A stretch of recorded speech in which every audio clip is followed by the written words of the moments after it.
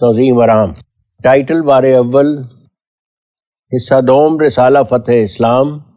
از تالیفات مجدد دوران و مسیح الزمان مرزا غلام احمد صاحب رئیس قادیان، جس کا نام نامی ہے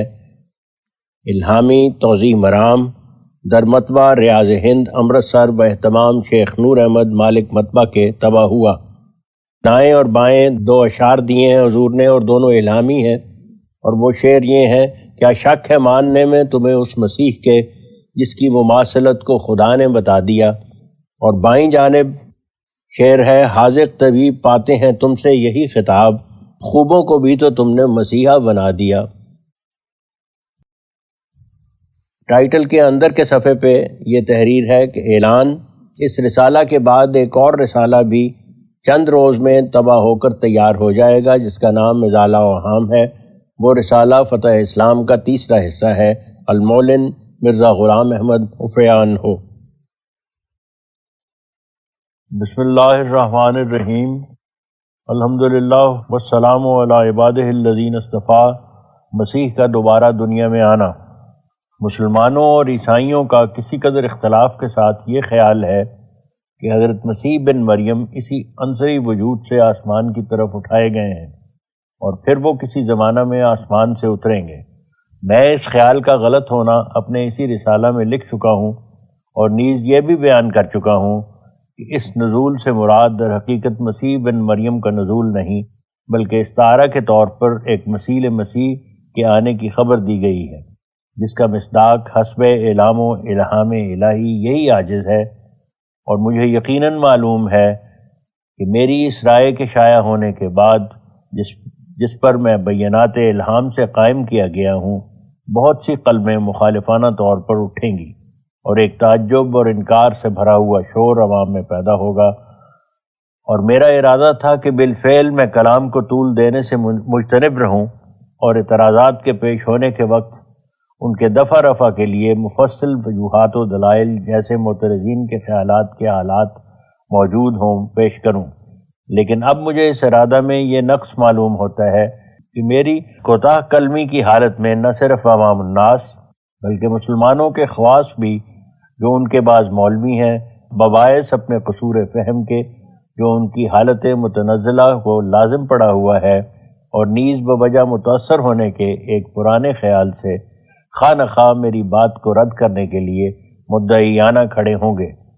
اور اپنے دعویٰ کے طرفدار بن کر بہرحال اسی دعویٰ کی سچائی ثابت ہو جانا چاہیں گے۔ پس مدعی ہو کر مقابل پر کھڑے ہو جانا ان کے لیے سخت حجاب ہو جائے گا، جس سے باہر نکلنا اور اپنی مشہور کردہ رائے سے رجوع کرنا ان کے لیے مشکل بلکہ محال ہوگا، کیونکہ ہمیشہ یہی دیکھا جاتا ہے کہ جب کوئی مولوی ایک رائے کو علی رؤوس الاشہاد ظاہر کر دیتا ہے اور اپنا فیصلہ ناطق اس کو قرار دیتا ہے، تو پھر اس رائے سے عود کرنا اس کو موت سے بدتر دکھائی دیتا ہے۔ لہٰذا میں نے ترحماً للہ یہ چاہا کہ قبل اس کے کہ وہ مقابل پر آ کر ہٹ اور ضد کی بلا میں پھنس جائیں، آپ ہی ان کو ایسے صاف اور مدلل طور پر سمجھا دیا جائے کہ جو ایک دانا اور منصف اور طالب حق کی تسلی کے لیے کافی ہو۔ اگر بعد میں پھر لکھنے کی ضرورت پڑے گی تو شاید ایسے لوگوں کے لیے وہ ضرورت پیش آوے کہ جو غایت درجہ کے سادہ لوح اور غبی ہیں، جن کو آسمانی کتابوں کے استعارات و مصطلحات و دقائق تعویلات کی کچھ بھی خبر بلکہ مس تک نہیں، اور لا یمسہ کی نفی کے نیچے داخل ہیں۔ اب پہلے ہم صفائی بیان کے لیے یہ لکھنا چاہتے ہیں کہ بائبل اور ہماری احادیث اور اخبار کی کتابوں کے روح سے جن نبیوں کا اسی وجود عنصری کے ساتھ آسمان پر جانا تصور کیا گیا ہے، وہ دو نبی ہیں، ایک یوحنا جس کا نام ایلیا اور ادریس بھی ہے۔ یہاں ایک نوٹ دیا گیا ہے کہ ادریس کی جگہ اس جگہ الیاس پڑھا جائے۔ دوسرے مسیح بن مریم جن کو عیسیٰ اور یسوع بھی کہتے ہیں۔ ان دونوں نبیوں کی نسبت عہد قدیم اور جدید کے بعد صحیفے بیان کر رہے ہیں کہ وہ دونوں آسمان کی طرف اٹھائے گئے اور پھر کسی زمانہ میں زمین پر اتریں گے اور تم ان کو آسمان سے آتے دیکھو گے۔ انہی کتابوں سے کسی قدر ملتے جلتے الفاظ احادیث نبویہ میں بھی پائے جاتے ہیں، لیکن حضرت ادریس کی نسبت جو بائبل میں یوحنا یا ایلیا کے نام سے پکارے گئے ہیں، انجیل میں یہ فیصلہ دیا گیا ہے کہ یحییٰ بن زکریا کے پیدا ہونے سے ان کا آسمان سے اترنا وقوع میں آ گیا ہے۔ یہاں ایک نوٹ دیا گیا ہے کہ ادریس کی جگہ اس جگہ الیاس پڑھا جائے۔ چنانچہ حضرت مسیح صاف الفاظ میں فرماتے ہیں کہ یوحنا جو آنے والا تھا یہی ہے، چاہو تو قبول کرو۔ سو ایک نبی کے محکمہ سے ایک آسمان پر جانے والے اور پھر کسی وقت اترنے والے یعنی یوحنا کا مقدمہ تو انفصال پا گیا اور دوبارہ اترنے کی حقیقت اور کیفیت معلوم ہو گئی۔ چنانچہ تمام عیسائیوں کا متفق علیہ عقیدہ جو انجیل کے روح سے ہونا چاہیے یہی ہے کہ یوحنا جس کے آسمان سے اترنے کا انتظار تھا وہ حضرت مسیح کے وقت میں آسمان سے اس طرح پر اتر آیا کہ زکریا کے گھر میں اسی طبع اور خاصیت کا بیٹا پیدا ہوا جس کا نام یحییٰ تھا۔ البتہ یہودی اس کے اترنے کے اب تک منتظر ہیں۔ ان کا بیان ہے کہ وہ سچ مچ آسمان سے اترے گا، اول بیت المقدس کے مناروں پر اس کا نزول ہوگا، پھر وہاں سے یہودی لوگ اکٹھے ہو کر اس کو کسی نردبان وغیرہ کے ذریعے سے نیچے اتار لیں گے، اور جب یہودیوں کے سامنے وہ تعمیل پیش کی جائے جو حضرت مسیح علیہ السلام نے یوحنا کے اترنے کے بارے میں کی ہے تو وہ فی الفور غصہ سے بھر کر حضرت مسیح اور ایسے ہی حضرت یحییٰ کے حق میں ناگفتنی باتیں سناتے ہیں اور اس نبی کے فرمودہ کو ایک ملحدانہ خیال تصور کرتے ہیں۔ بہرحال آسمان سے اترنے کا لفظ جو تعویل رکھتا ہے مسیح کے بیان سے اس کی حقیقت ظاہر ہوئی، اور انہی کے بیان سے یوحنا کے آسمان سے اترنے کا جھگڑا طے ہوا، اور یہ بات کھل گئی کہ آخر اترے تو کس طرح اترے، مگر مسیح کے اترنے کے بارے میں اب تک بڑے جوش سے بیان کیا جاتا ہے کہ وہ عمدہ اور شاہانہ پوشاک قیمتی پارچات کی پہنے ہوئے فرشتوں کے ساتھ آسمان سے اتریں گے۔ یہاں حضور نے حاشیہ میں نوٹ دیا ہے کہ یہ پارچات از قسم پشمینہ یا ریشم ہوں گے، جیسے چوڑیا، گلبدن، اطرس، کمخاب، زربفت، زری، لاہی یا معمولی سوتی کپڑے جیسے نین سک،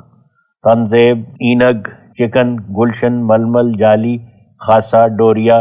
چارخانہ، اور کس نے آسمان میں بنے اور کس نے سیے ہوں گے، اب تک کسی نے مسلمانوں یا عیسائیوں میں سے اس کا کچھ پتہ نہیں دیا۔ اب پھر متن کی طرف رجوع کرتے ہیں۔ مگر ان دونوں قوموں کا اس پر اتفاق نہیں کہ کہاں اتریں گے، آیا مکہ معظمہ میں یا لندن کے کسی گرجا میں یا ماسکو کے شاہی کلیسیا میں۔ اگر عیسائیوں کو پرانے خیالات کی تقلید راہزن نہ ہو تو وہ مسلمانوں کی نسبت بہت جلد سمجھ سکتے ہیں کہ مسیح کا اترنا اسی تشریح کے موافق چاہیے جو خود حضرت مسیح کے بیان سے صاف لفظوں میں معلوم ہو چکی ہے، کیونکہ یہ ممکن نہیں کہ ایک ہی صورت کے دو امر دو متناقض معنوں پر محمول ہو سکیں۔ یہ بات اہل الرائے کے غور کے قابل ہے کہ اگر حضرت مسیح کی وہ تعویل جو انہوں نے یوحنا کے آسمان سے اترنے کی نسبت کی ہے فی الواقعہ صحیح ہے، تو کیا حضرت مسیح کے نزول کے مقدمہ میں جو اسی پہلے مقدمہ کا ہم شکل ہے اسی تعویل کو کام میں نہیں لانا چاہیے؟ جس حالت میں ایک نبی اس سربستہ راز کی اصل حقیقت کو کھول چکا ہے اور قانون قدرت بھی اسی کو چاہتا ہے اور اسی کو مانتا ہے، تو پھر اس صاف اور سیدھی راہ کو چھوڑ کر ایک پیچیدہ اور قابل اعتراض راہ اپنی طرف سے کھودنا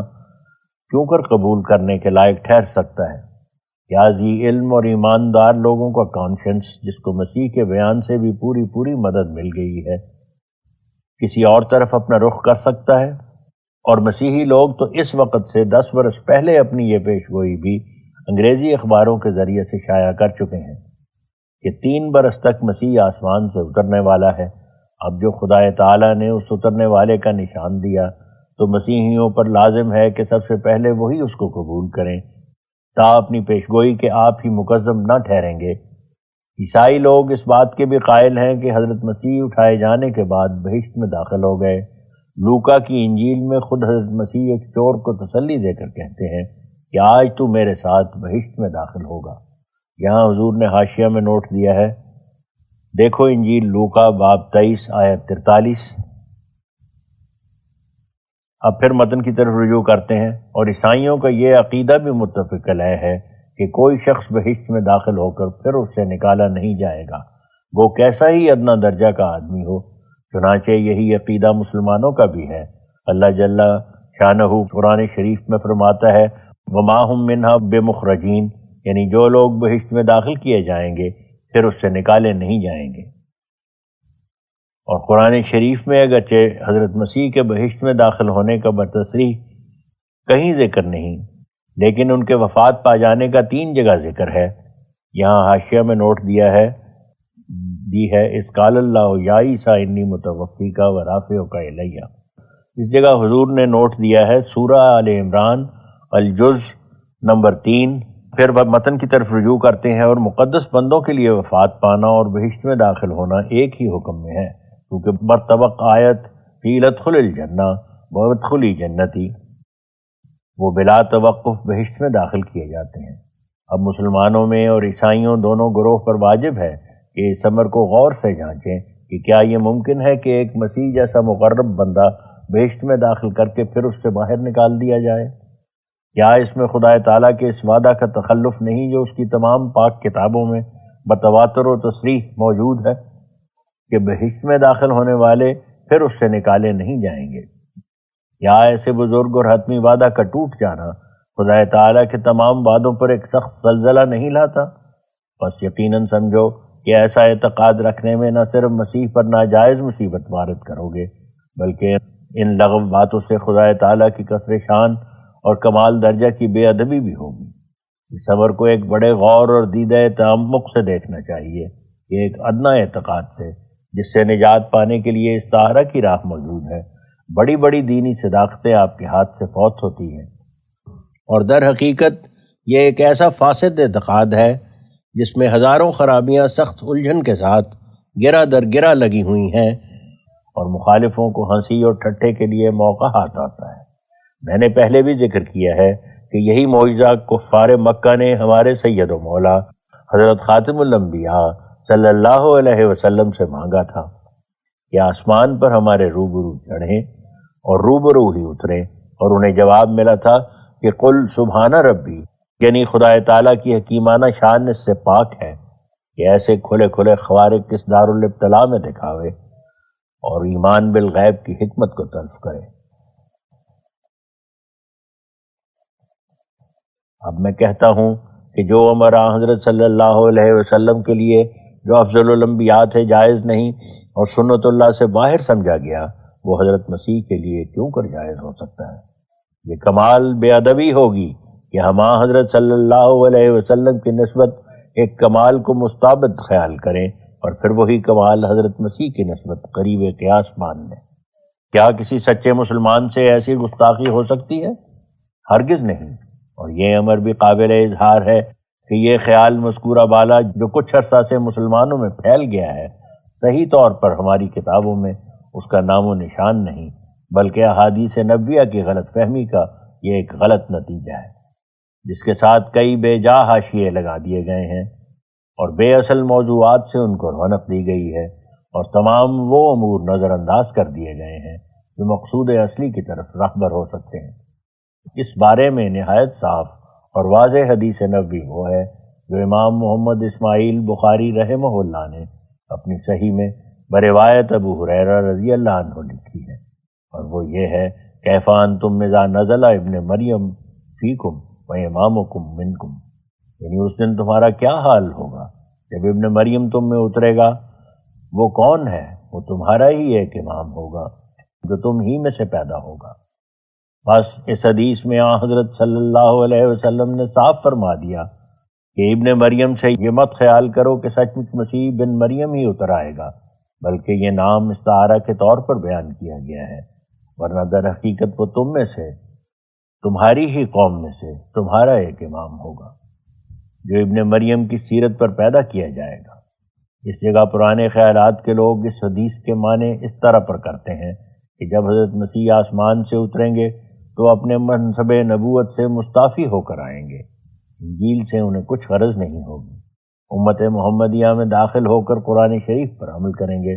5 وقت نماز پڑھیں گے اور مسلمان کہلائیں گے، مگر یہ بیان نہیں کیا گیا کہ کیوں اور کس وجہ سے یہ تنزل کی حالت انہیں پیش آئے۔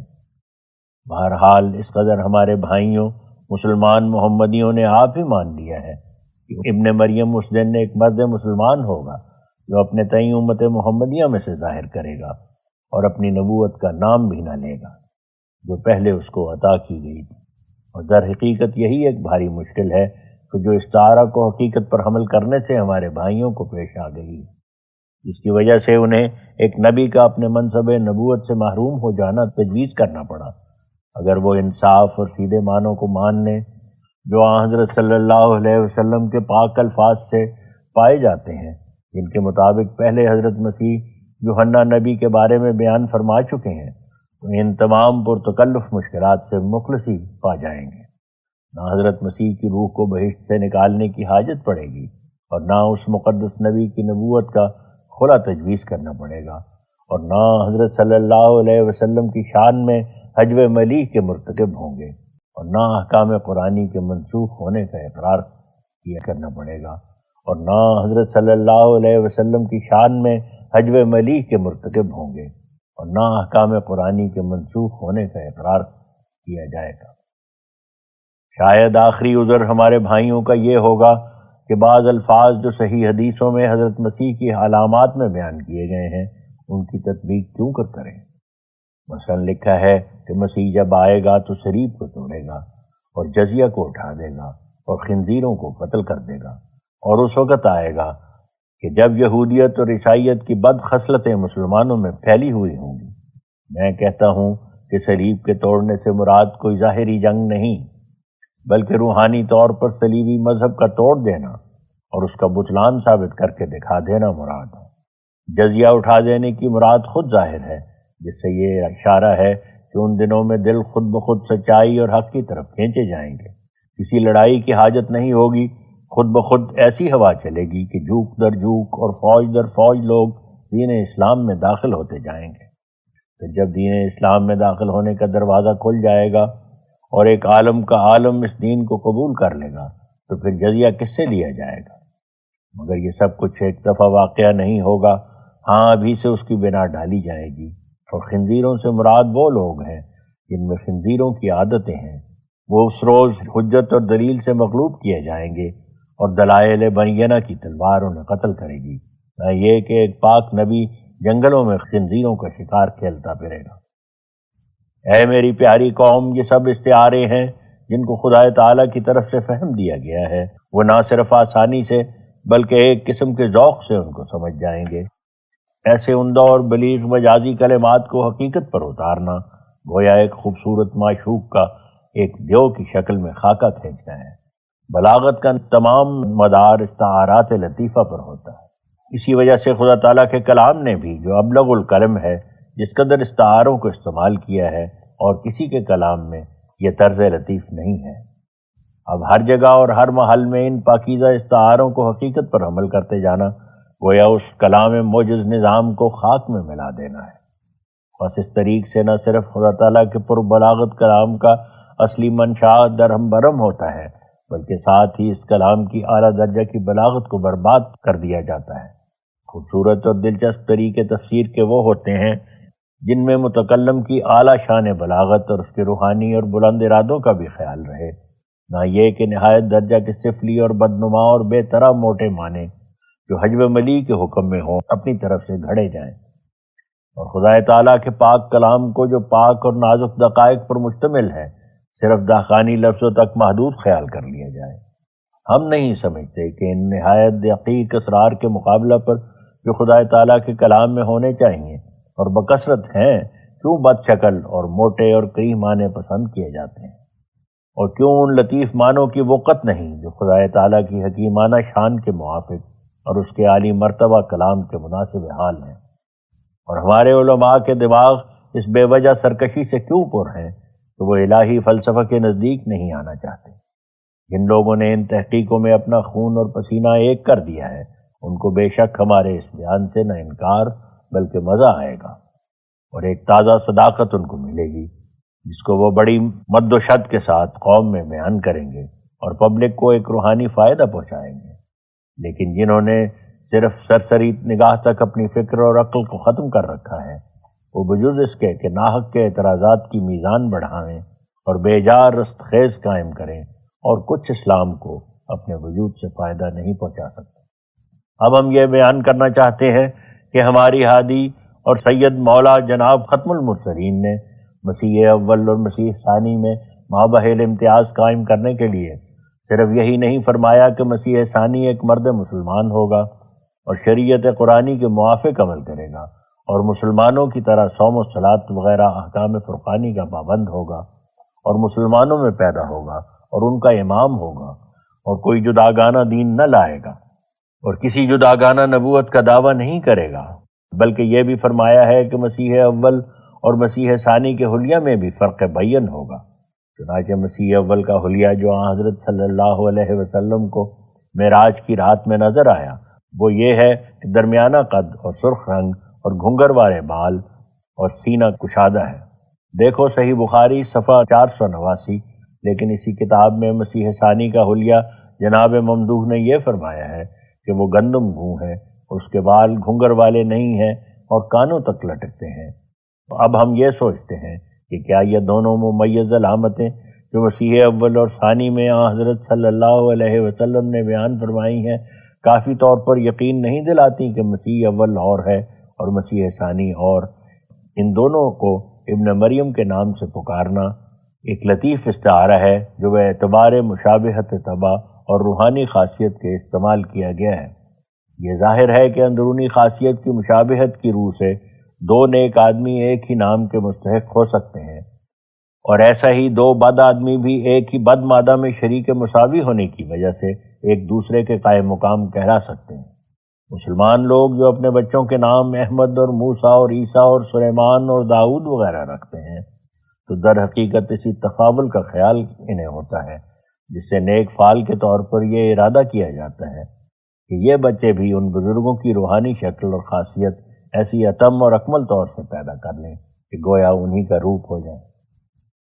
اس جگہ اگر یہ اعتراض پیش کیا جائے کہ مسیح کا مثل بھی نبی چاہیے کیونکہ مسیح نبی تھا، تو اس کا اول جواب تو یہی ہے کہ آنے والے مسیح کے لیے ہمارے سید و مولا نے نبوت شرط نہیں ٹھہرائی، بلکہ صاف طور پر یہی لکھا ہے کہ وہ ایک مسلمان ہوگا اور عام مسلمانوں کے موافق شریعت فرقانی کا پابند ہوگا، اور اس سے زیادہ کچھ بھی ظاہر نہیں کرے گا کہ میں مسلمان ہوں اور مسلمانوں کا امام ہوں۔ ماں سوا اس کے اس میں کچھ شک نہیں کہ یہ عاجز خدا تعالیٰ کی طرف سے اس امت کے لیے محدث ہو کر آیا ہے، اور محدث بھی ایک معنی سے نبی ہی ہوتا ہے، وہ اس کے لیے نبوت تامہ نہیں، مگر تاہم جزوی طور پر وہ ایک نبی ہی ہے کیونکہ وہ خدا تعالیٰ سے ہم کلام ہونے کا ایک شرف رکھتا ہے۔ امور غیبیہ اس پر ظاہر کیے جاتے ہیں اور رسولوں اور نبیوں کی وحی کی طرح اس کی وحی کو بھی دخل شیطان سے منزہ کیا جاتا ہے اور بغض شریعت اس پر کھولا جاتا ہے، اور بعین ہی انبیاء کی طرح معمور ہو کر آتا ہے، اور انبیاء کی طرح اس پر فرض ہوتا ہے کہ اپنے تئیں بآواز بلند ظاہر کرے، اور اس سے انکار کرنے والا ایک حد تک مستوجب سزا ٹھہرتا ہے، اور نبوت کے معنی بجز اس کے اور کچھ نہیں کہ امور متذکرہ بالا اس میں پائے جائیں۔ اور اگر یہ عذر پیش ہو کہ باب نبوت مسدود ہے اور وہی جو انبیاء پر نازل ہوتی ہے اس پر مہر لگ چکی ہے،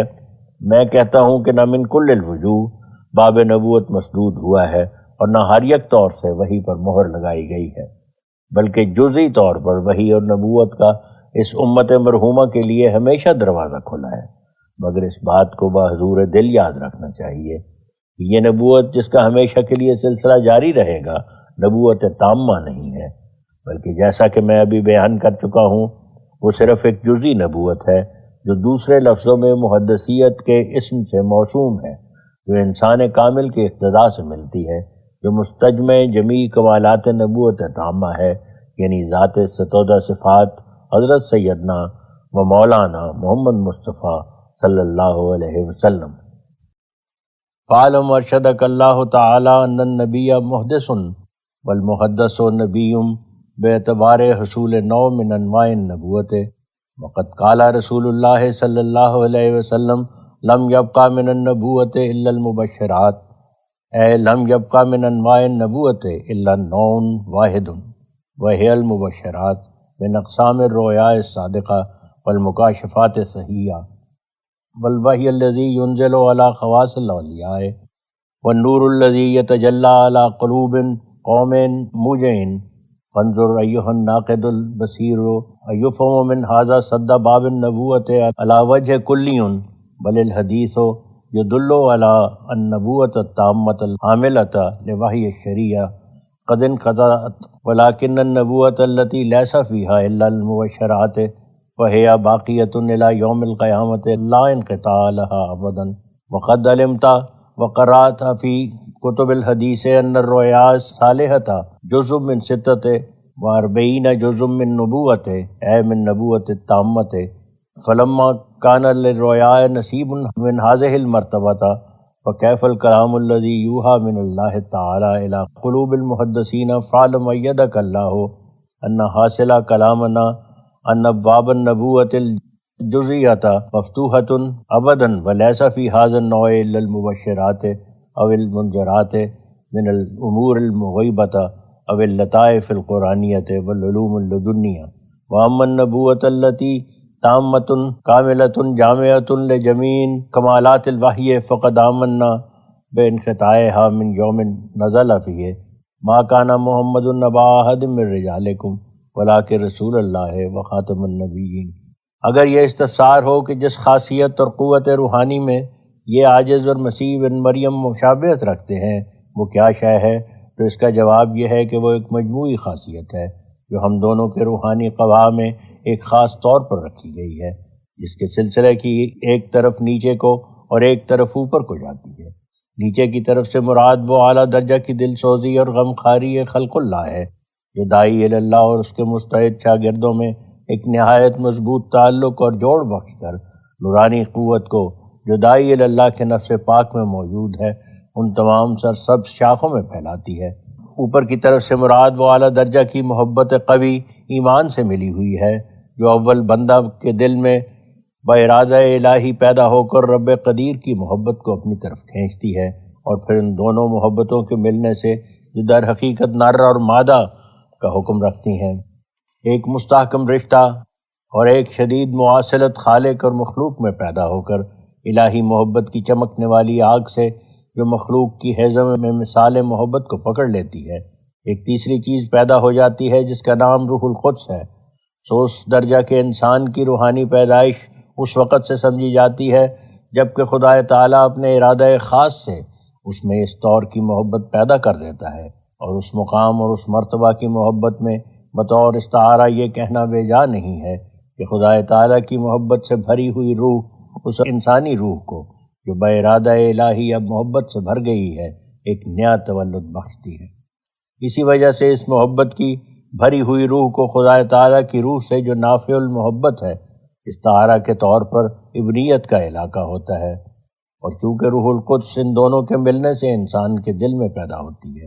اس لیے کہہ سکتے ہیں کہ وہ ان دونوں کے لیے بطور ابن ہے، اور یہی پاک تثلیث ہے جو اس درجہ محبت کے لیے ضروری ہے جس کو ناپاک طبیعتوں نے مشرکانہ طور پر سمجھ لیا ہے، اور ذرہ امکان کو جو حالقۃ الذات و باطلۃ الحقیقت ہے حضرت اعلیٰ واجب الوجود کے ساتھ برابر ٹھہرا دیا ہے. لیکن اگر اس جگہ یہ استفسار ہو کہ اگر یہ درجہ اس عاجز اور مسیح کے لیے مسلم ہے تو پھر سیدنا و مولانا سید الکل و افضل الرسل حضرت خاتم النبیین محمد مصطفیٰ صلی اللہ علیہ وسلم کے لیے کون سا درجہ باقی ہے؟ سو واضح ہو کہ وہ ایک اعلیٰ مقام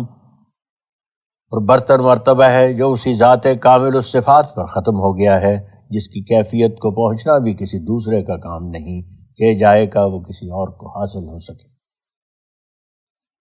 شان احمد را کے دانت جز خدا بند کریم آنچناز خود جدا شد قدمیاں افتاد نیم زانمت شد محو دلبر کس کمال اتحاد پیکرے او شد سراسر صورت رب رحیم بوئے محبوب حقیقی میدہد زاروئے پاک ذات حقانی صفاتش مظہر ذات قدیم گرچہ منصوبم کند کسوئے الہاد و زلال چون دل احمد نبی بینم بگر عرش عظیم منت ایزد را کہ من بر رغم اہل روزگار صد بلارا می خرم از ذوق عین النعیم از عنایات خدا و از فضل دادار پاک دشمن فرعونی آنم بہر عشق کلیم مقام و رتبت خاصش کے برمن شد یہاں گفت میں گردید میں طب دری راہ سلیم در رہے عشق محمد ای سر و جہنم رود ای تمنا ای دعا ای درد لم عزم سلیم اب حضرت صلی اللہ علیہ وسلم کے درجہ عالیہ کی شناخت کے لیے اس قدر لکھنا ضروری ہے کہ مراتب قرب و محبت باعتبار اپنے روحانی درجات کے 3 قسم پر منقسم ہے۔ سب سے ادنا درجہ، جو در حقیقت وہ بھی بڑا ہے، یہ ہے کہ آتش محبت الہی لوح قلب انسان کو گرم تو کرے، اور ممکن ہے کہ ایسا گرم کرے کہ بعض آگ کے کام اس محرور سے ہو سکے، لیکن یہ کسر باقی رہ جائے کہ اس متاثر میں آگ کی چمک پیدا نہ ہو۔ اس درجہ کی محبت پر جب خدائے تعالیٰ کی محبت کا شعلہ واقع ہو تو اس شعلہ سے جس قدر روح میں گرمی پیدا ہوتی ہے، اس کو سکینت و اطمینان اور کبھی فرشتہ و ملک کے لفظ سے بھی تعبیر کرتے ہیں۔ دوسرا درجہ محبت کا وہ ہے جو ہم اوپر بیان کر چکے ہیں، جس میں دونوں محبتوں کے ملنے سے آتش محبت الہی لوح قلب انسان کو اس قدر گرم کرتی ہے کہ اس میں آگ کی صورت پر ایک چمک پیدا ہو جاتی ہے، لیکن اس چمک میں کسی قسم کا اشتعال یا بھڑک نہیں ہوتی، فقط ایک چمک ہوتی ہے جس کو روح القدس کے نام سے موسوم کیا جاتا ہے۔ تیسرا درجہ محبت کا وہ ہے جس میں ایک نہایت افروختہ شعلہ محبت الہی کا انسانی محبت کے مستعد فتیلہ پر پڑھ کر اس کو افروختہ کر دیتا ہے، اور اس کے تمام اجزاء اور تمام رگ و ریشہ پر اصطلاح پکڑ کر اپنے وجود کا اتم اور اکمل مظہر اس کو بنا دیتا ہے۔ اور اس حالت میں آتش محبت الہی لوح قلب انسان کو نہ صرف ایک چمک بخشتی ہے، بلکہ مان اس چمک کے ساتھ تمام وجود بھڑک اٹھتا ہے، اور اس کی لوئیں اور شعلے ارد گرد کو روز روشن کی طرح روشن کر دیتے ہیں، اور کسی قسم کی تاریکی باقی نہیں رہتی، اور پورے طور پر اور تمام صفات کاملہ کے ساتھ وہ سارا وجود آگ ہی آگ ہو جاتا ہے۔ اور یہ کیفیت جو ایک آتش افروختہ کی صورت پر دونوں محبتوں کے جوڑ سے پیدا ہوتی ہے، اس کو روح امین کے نام سے بولتے ہیں، کیونکہ یہ ہر یک تاریکی سے امن بخشتی ہے اور ہر یک غبار سے خالی ہے، اور اس کا نام شدید القوابر ہے، کیونکہ یہ اعلیٰ درجہ کی طاقت وحی ہے جس سے قوی تر وحی مقصود نہیں، اور اس کا نام ذو الافق الاعلیٰ بھی ہے کیونکہ یہ وحی الہی کے انتہائی درجہ کی تجلی ہے، اور اس کو رہا ما رہا کے نام سے بھی پکارا جاتا ہے، کیونکہ اس کیفیت کا اندازہ تمام مخلوقات کے قیاس اور گمان و وہم سے باہر ہے، اور یہ کیفیت صرف دنیا میں ایک ہی انسان کو ملی ہے، جو انسان کامل ہے، جس پر تمام سلسلہ انسانیہ کا ختم ہو گیا ہے اور دائرہ استعدادت بشریہ کا کمال کو پہنچا ہے، اور وہ در حقیقت پیدائش الہی کے خط ممتد کی اعلیٰ طرف کا آخری نقطہ ہے، جو ارتفاع کے تمام مراتب کا انتہا ہے۔ حکمت الہی کے ہاتھ نے ادنا سے ادنا خلقت سے اور اسفل سے اسفل مخلوق سے سلسلہ پیدائش کا شروع کر کے اس اعلیٰ درجہ کے نقطہ تک پہنچا دیا ہے جس کا نام دوسرے لفظوں میں محمد ہے صلی اللہ علیہ وسلم، جس کے معنی یہ ہیں کہ نہایت تعریف کیا گیا، یعنی کمالات تامہ کا مظہر ہو۔ جیسا کہ فطرت کے روح سے اس نبی کا اعلیٰ اور عرفہ مقام تھا، ایسا ہی خارجی طور پر بھی اعلیٰ و عرفہ مرتبہ وحی کا اس کو عطا ہوا، اور اعلیٰ و عرفہ مقام محبت کا ملا۔ یہ وہ مقام عالی ہے کہ میں اور مزید اس مقام تک نہیں پہنچ سکتے، اس کا نام مقام جمع اور مقام وحدت تامہ ہے۔ پہلے نبیوں نے جو حضرت صلی اللہ علیہ وسلم کی تشریف آوری کی خبر دی ہے، اسی پتہ و نشان پر خبر دی ہے اور اسی مقام کی طرف اشارہ کیا ہے، اور جیسا کہ مسیح اور اس عاجز کا مقام ایسا ہے کہ اس کو استعارہ کے طور پر ابنیت کے لفظ سے تعبیر کر سکتے ہیں۔ یہ وہ مقام عالی شان مقام ہے کہ گزشتہ نبیوں نے استعارہ کے طور پر صاحب مقام حاضہ کے ظہور کو خدائے تعالیٰ کا ظہور قرار دے دیا، اور اس کا آنا خدائے تعالیٰ کا آنا ٹھہرایا ہے، جیسا کہ حضرت مسیح نے بھی ایک مثال کو پیش کر کے فرمایا ہے کہ انگورستان کا پھل لینے کے لیے اول باغ کے مالک نے جو خدائے تعالیٰ ہے اپنے نوکروں کو بھیجا، یعنی ابتدائی درجہ کے قرب والوں کو، جس سے مراد وہ تمام صلحاں ہیں۔ یہ ابتدائی کے بعد غالباً صاحب کاتب سے درجہ کا لفظ رہ گیا ہے، اس لیے یہ فکرہ اس طرح پڑھا جائے، یعنی ابتدائی درجہ کے قرب والوں کو، جس سے مراد وہ تمام صلحاں ہیں، جو حضرت مسیح کے زمانہ میں اور اسی صدی میں مگر کسی قدر ان سے پہلے آئے۔ پھر جب باغبانوں نے باغ کا پھل دینے سے انکار کیا تو باغ کے مالک نے تاکید کے طور پر اپنے بیٹے کو ان کی طرف روانہ کیا، کہا اس کو بیٹا سمجھ کر باغ کا پھل اس کے حوالے کریں۔ بیٹے سے مراد اس جگہ مسیح ہے، جن کو دوسرا درجہ قرب اور محبت کا حاصل ہے، مگر باغبانوں نے اس بیٹے کو بھی پاک کا پھل نہ دیا بلکہ اپنے زوم میں اسے قتل کر دیا۔ بعد اس کے حضرت مسیح فرماتے ہیں کہ اب باغ کا مالک خود آئے گا، یعنی خدا تعالیٰ خود ظہور فرمائے گا تا باغبانوں کو قتل کر کے باغ کو ایسے لوگوں کو دے دے کہ اپنے وقت پر پھل دے دیا کریں۔ اس جگہ خدا تعالیٰ کے آنے سے مراد حضرت محمد مصطفیٰ صلی اللہ علیہ وسلم کا آنا ہے، جو قرب اور محبت کا تیسرا درجہ اپنے لیے حاصل رکھتے ہیں۔ یہاں حضور نے حاشیہ میں نوٹ دیا ہے، ہمارے سید و مولا جناب مقدس خاتم الانبیاء کی نسبت صرف حضرت مسیح نے ہی بیان نہیں کیا کہ ہاں جناب کا دنیا میں تشریف لانا در حقیقت خدا تعالیٰ کا ظہور فرمانا ہے، بلکہ اس طرز کا کلام دوسرے نبیوں نے بھی ہاں حضرت صلی اللہ علیہ وسلم کے حق میں اپنی اپنی پیش گوئیوں میں بیان کیا ہے، اور استعارہ کے طور پر ہاں جناب کے ظہور کو خدا تعالیٰ کا ظہور قرار دیا ہے، بلکہ بوجہ خدائی کے مظہر عتم ہونے کے ہاں جناب کو خدا کر کے پکارا ہے۔ چنانچہ حضرت داؤد کے زبور میں لکھا ہے، تو حسن میں بنی آدم سے کہیں زیادہ ہے، تیرے لبوں میں نعمت بنائی گئی ہے، اس لیے خدا نے تجھ کو ابد تک مبارک کیا، یعنی تو خاتم الانبیاء ٹھہرا۔ اے پہلوان، تو جاہو جلال سے اپنی تلوار حمائل کر کے اپنی ران پر لٹکا، امانت اور حلم اور عدالت پر اپنی بزرگواری اور اقبال مندی سے سوار ہو کر تیرا داہنا ہاتھ تجھے ہیبت ناک کام دکھائے گا۔ بادشاہ کے دشمنوں کے دلوں میں تیرے تبر تیزی کرتے ہیں، لوگ تیرے سامنے گڑ جاتے ہیں۔ اے خدا، تیرا تخت ابدالآباد ہے، تیری سلطنت کا عصا راستی کا عصا ہے، تو نے صدق سے دوستی اور شر سے دشمنی کی ہے، اسی لیے خدا نے جو تیرا خدا ہے خوشی کے روغن سے تیرے مصاحبوں سے زیادہ تجھے معطر کیا ہے۔ دیکھو زبور 45۔ اب جاننا چاہیے کہ زبور کا یہ فقرہ کہ اے خدا تیرا تخت ابدالآباد ہے، تیری سلطنت کا عصا راستی کا عصا ہے، یہ محض بطور استعارہ ہے، جس سے غرض یہ ہے کہ جو روحانی طور پر شان محمدی ہے اس کو ظاہر کر دیا جائے۔ پھر یسایہ نبی کی کتاب میں بھی ایسا ہی لکھا ہے، چنانچہ اس کی عبارت یہ ہے، دیکھو میرا بندہ جسے میں سنبھالوں گا، میرا برگزیدہ جس سے میرا جی راضی ہے، میں نے اپنی روح اس پر رکھی، وہ قوموں پر راستی ظاہر کرے گا، وہ نہ چلائے گا اور اپنی صدا بلند نہ کرے گا اور اپنی آواز بازاروں میں نہ سنائے گا، وہ مسلے ہوئے سینٹھے کو نہ توڑے گا اور سن کو جس سے دھواں اٹھتا ہے نہ بجھائے گا، جب تک کہ راستی کو امن کے ساتھ ظاہر نہ کرے، وہ نہ گھٹے گا نہ تھکے گا جب تک کہ راستی کو زمین پر قائم نہ کرے، اور جزیرے اس کی شریعت کے منتظر ہوں گے۔ خداوند خدا ایک بہادر کی مانند نکلے گا، وہ جنگی مرد کی مانند اپنی غیرت کو اسکائے گا۔ الآخر۔ اب جاننا چاہیے کہ یہ فکرہ کہ خداوند خدا ایک بہادر کی مانند نکلے گا، یہ بھی بطور استعارہ کے حضرت صلی اللہ علیہ وسلم کے پرہیبت ظہور کا اظہار کر رہا ہے۔ دیکھو یسایہ نبی کی کتاب باب 42، اور ایسا ہی اور کئی نبیوں نے بھی استعارہ کو اپنی پیشگوئی میں حضرت صلی اللہ علیہ وسلم کی شان میں استعمال کیا ہے، مگر چونکہ ان سب مقامات کے لکھنے سے طول ہو جاتا ہے، اس لیے بالفعل اسی قدر پر کفایت کرتا ہوں، اور میں نے جو اس جگہ 3 مراتب قرب اور محبت کے لکھ کر تیسرا مرتبہ کہ جو بزرگ ترین مراتب ہے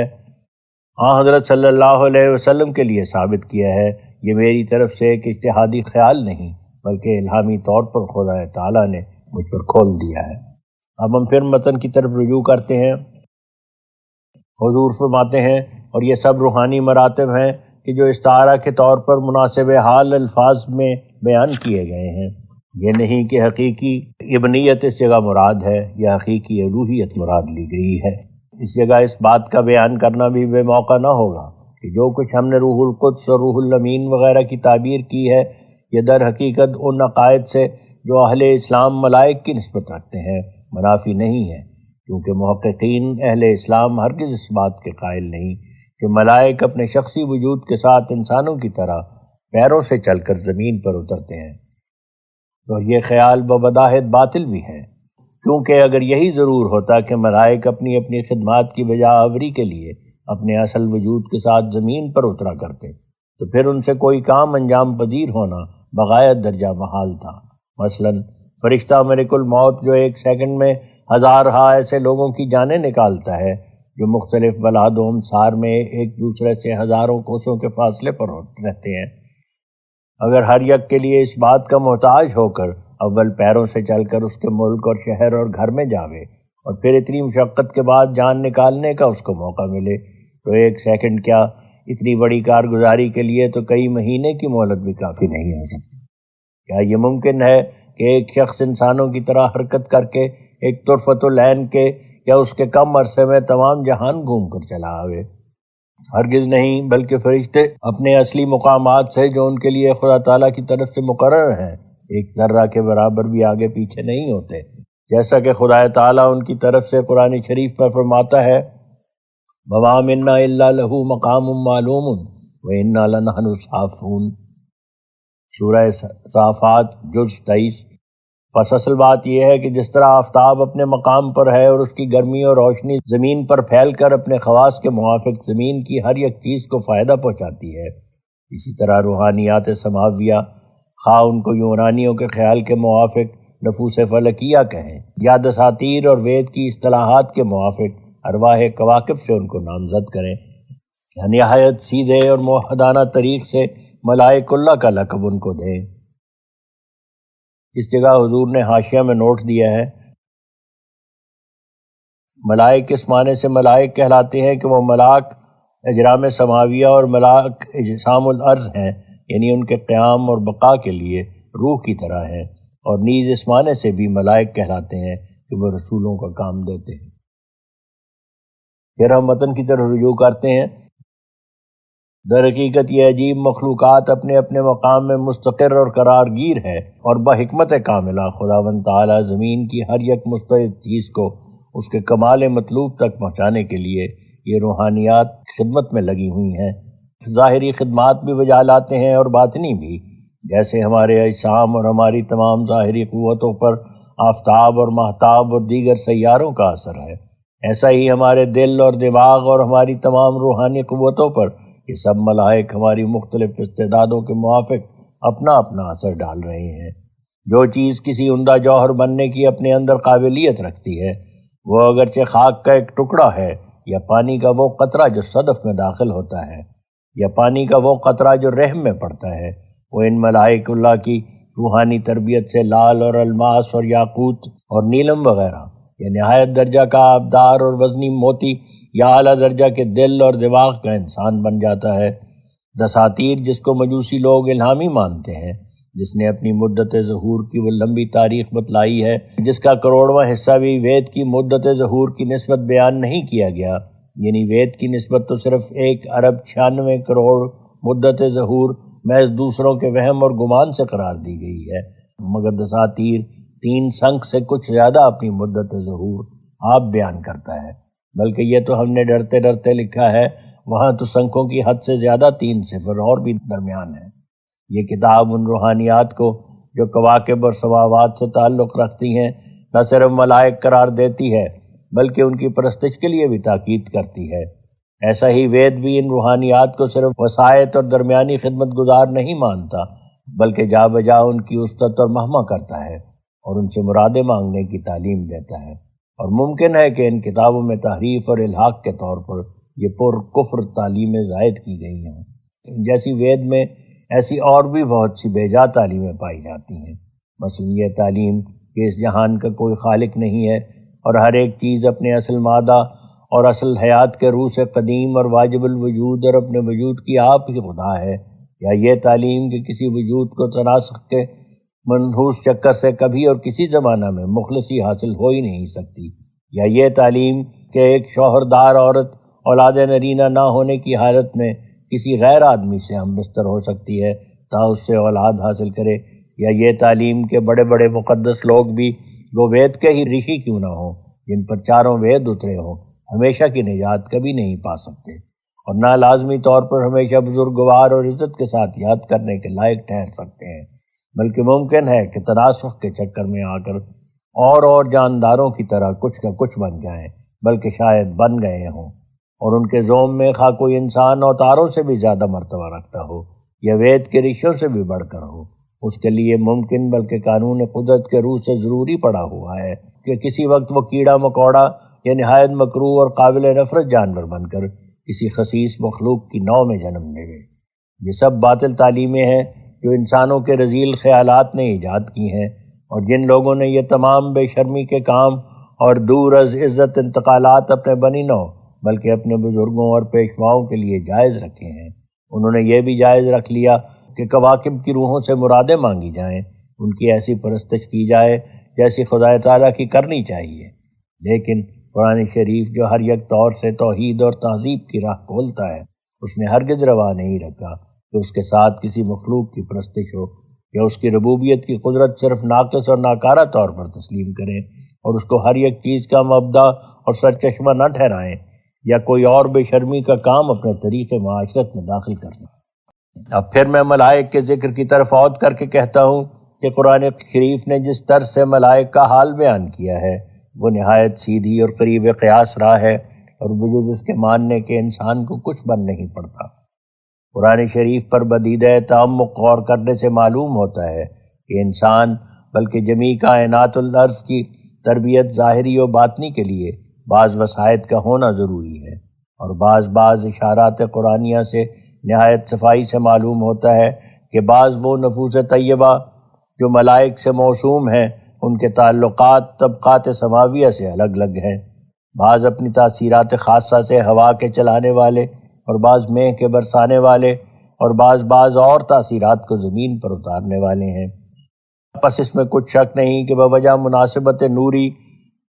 وہ نفوس طیبہ ان روشن اور نورانی ستاروں سے تعلق رکھتے ہوں گے کہ جو آسمانوں میں پائے جاتے ہیں، مگر اس تعلق کو ایسا نہیں سمجھنا چاہیے کہ جیسے زمین کا ہر یک جاندار اپنے اندر جان رکھتا ہے، بلکہ ان نفوس طیبہ کو بوجہ مناسبت اپنی نورانیت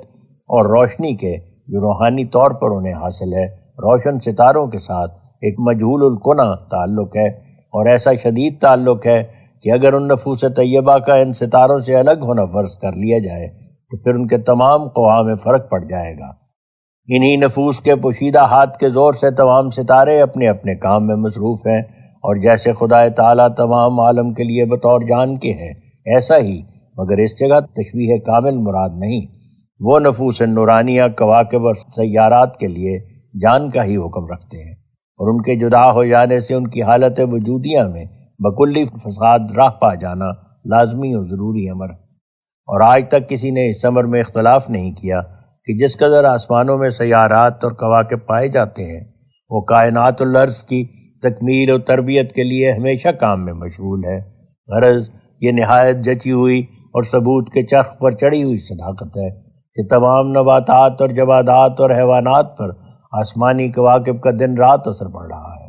اور جاہل سے جاہل ایک دہقان بھی اس قدر تو ضرور یقین رکھتا ہوگا کہ چاند کی روشنی پھلوں کے موٹا کرنے کے لیے اور سورج کی دھوپ ان کو پکانے اور شیریں کرنے کے لیے اور بعض ہوائیں بکثرت پھل لانے کے لیے بلا شبہ مؤثر ہیں۔ اب جب کہ ظاہری سلسلہ کائنات کا ان چیزوں کی تاثیرات مختلفہ سے تربیت پا رہا ہے، تو اس میں کیا شک ہو سکتا ہے کہ باطنی سلسلہ پر بھی باذن ہی تعالیٰ و نفوس نورانیہ اثر کر رہی ہیں، جن کا اجرام نورانیہ سے ایسا شدید تعلق ہے کہ جیسے جان کو جسم سے ہوتا ہے۔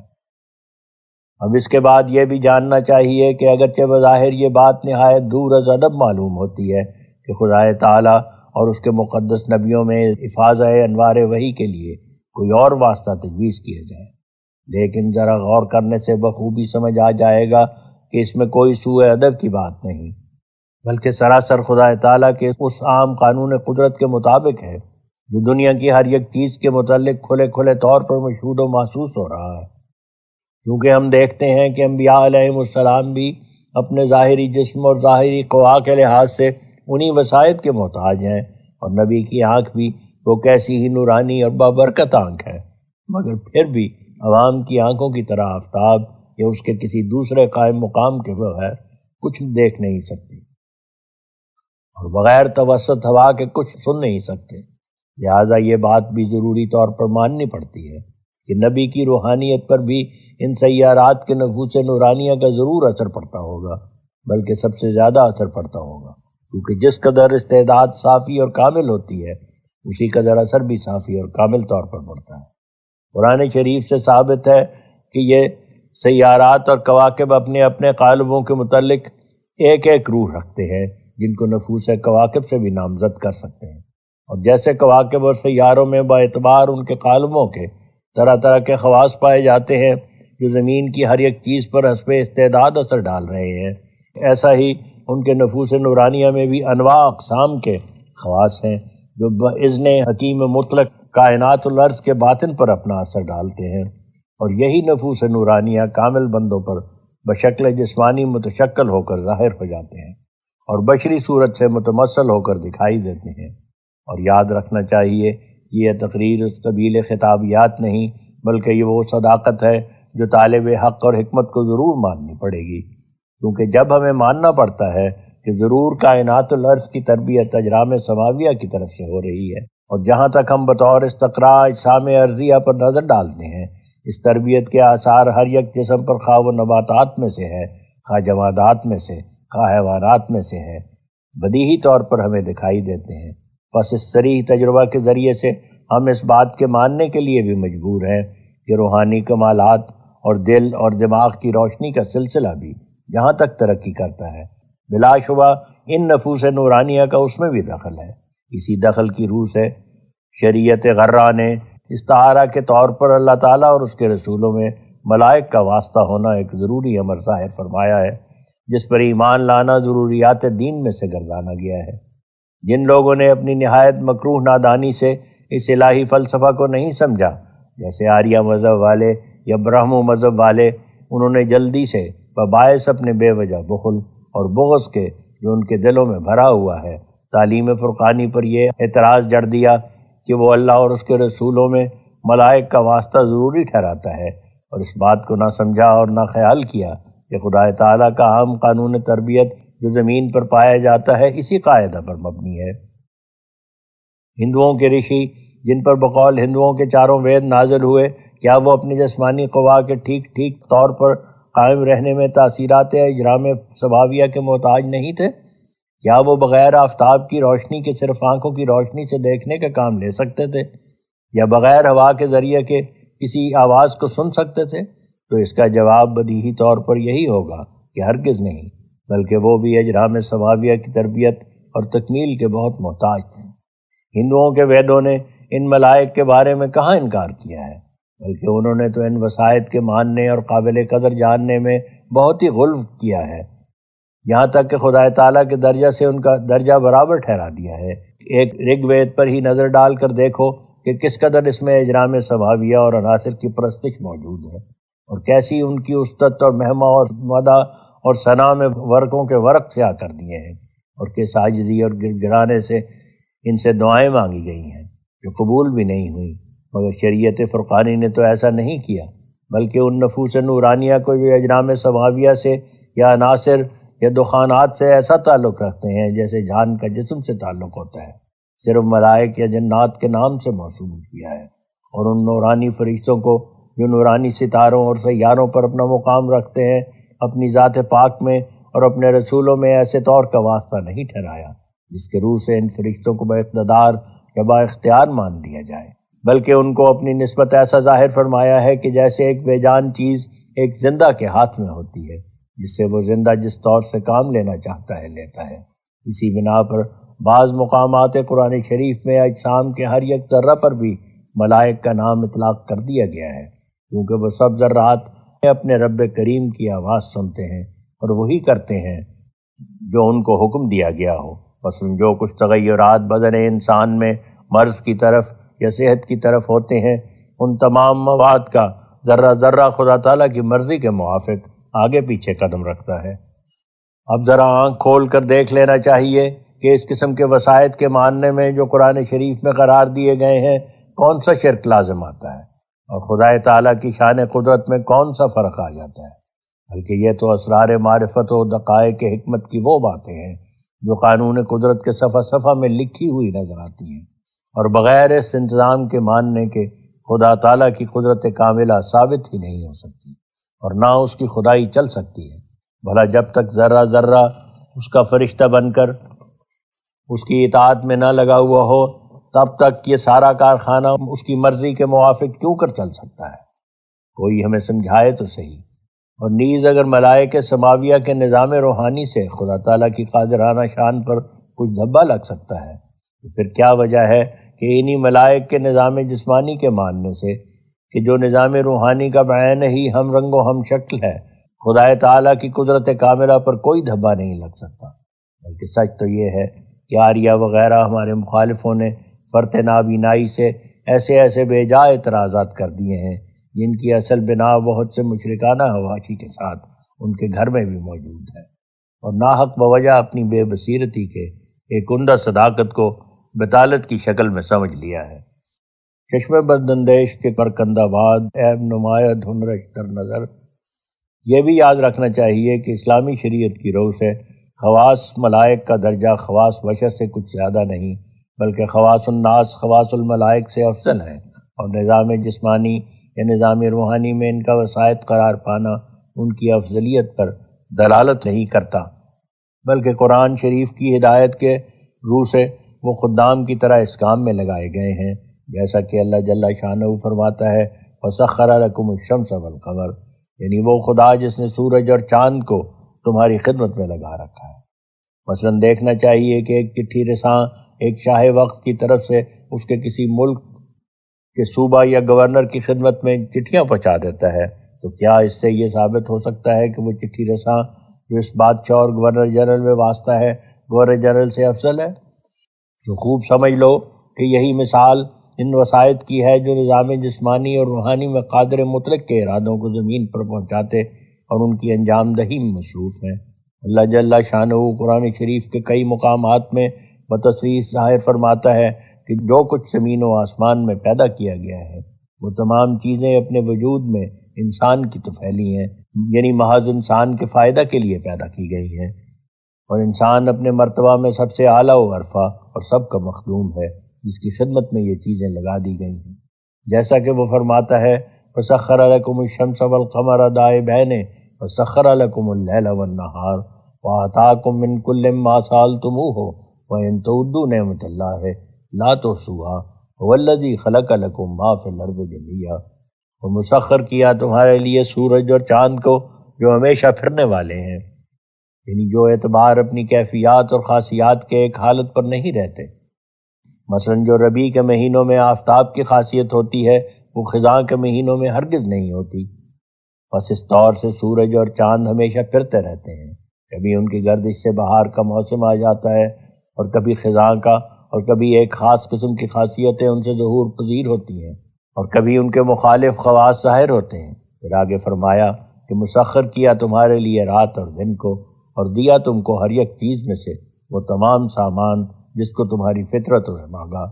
یعنی ان سب چیزوں کو دیا جن کے تم محتاج تھے، اور اگر تم خدا تعالیٰ کی نعمتوں کو گننا چاہو تو ہرگز گن نہیں سکو گے۔ وہ وہی خدا ہے جس نے جو کچھ زمین پر ہے تمہارے فائدے کے لیے پیدا کیا ہے۔ اور پھر ایک اور آیت میں اللہ تعالیٰ فرماتا ہے لَقَدْ خَلَقْنَا الْإِنسَانَ فِي أَحْسَنِ تَقْوِيمٍ، یعنی انسان کو ہم نے نہایت درجہ کے اعتدال پر پیدا کیا ہے، اور وہ اس صفت اعتدال میں تمام مخلوقات سے احسن و افضل ہے۔ اور پھر ایک اور مقام میں فرماتا ہے کہ إِنَّا عَرَضْنَا الْأَمَانَةَ عَلَى السَّمَاوَاتِ وَالْأَرْضِ وَالْجِبَالِ فَأَبَيْنَ أَن يَحْمِلْنَهَا وَأَشْفَقْنَ مِنْهَا وَحَمَلَهَا الْإِنسَانُ إِنَّهُ كَانَ ظَلُومًا جَهُولًا، یعنی ہم نے اپنی ایمانت کو، جس سے مراد عشق و محبت الہی اور مورد ابتلا ہو کر پھر پوری اطاعت کرنا ہے، آسمان کے تمام فرشتوں اور زمین کی تمام مخلوقات اور پہاڑوں پر پیش کیا جو بظاہر قوی ہیکل چیزیں تھیں، تو ان سب چیزوں نے اس ایمانت کے اٹھانے سے انکار کر دیا اور اس کی عظمت کو دیکھ کر ڈر گئی، مگر انسان نے اس کو اٹھا لیا، کیونکہ انسان میں یہ دو خوبیاں تھیں، ایک یہ کہ وہ خدا تعالیٰ کی راہ میں اپنے نفس پر ظلم کر سکتا تھا، دوسری یہ خوبی کہ وہ خدا تعالیٰ کی محبت میں اس درجہ تک پہنچ سکتا تھا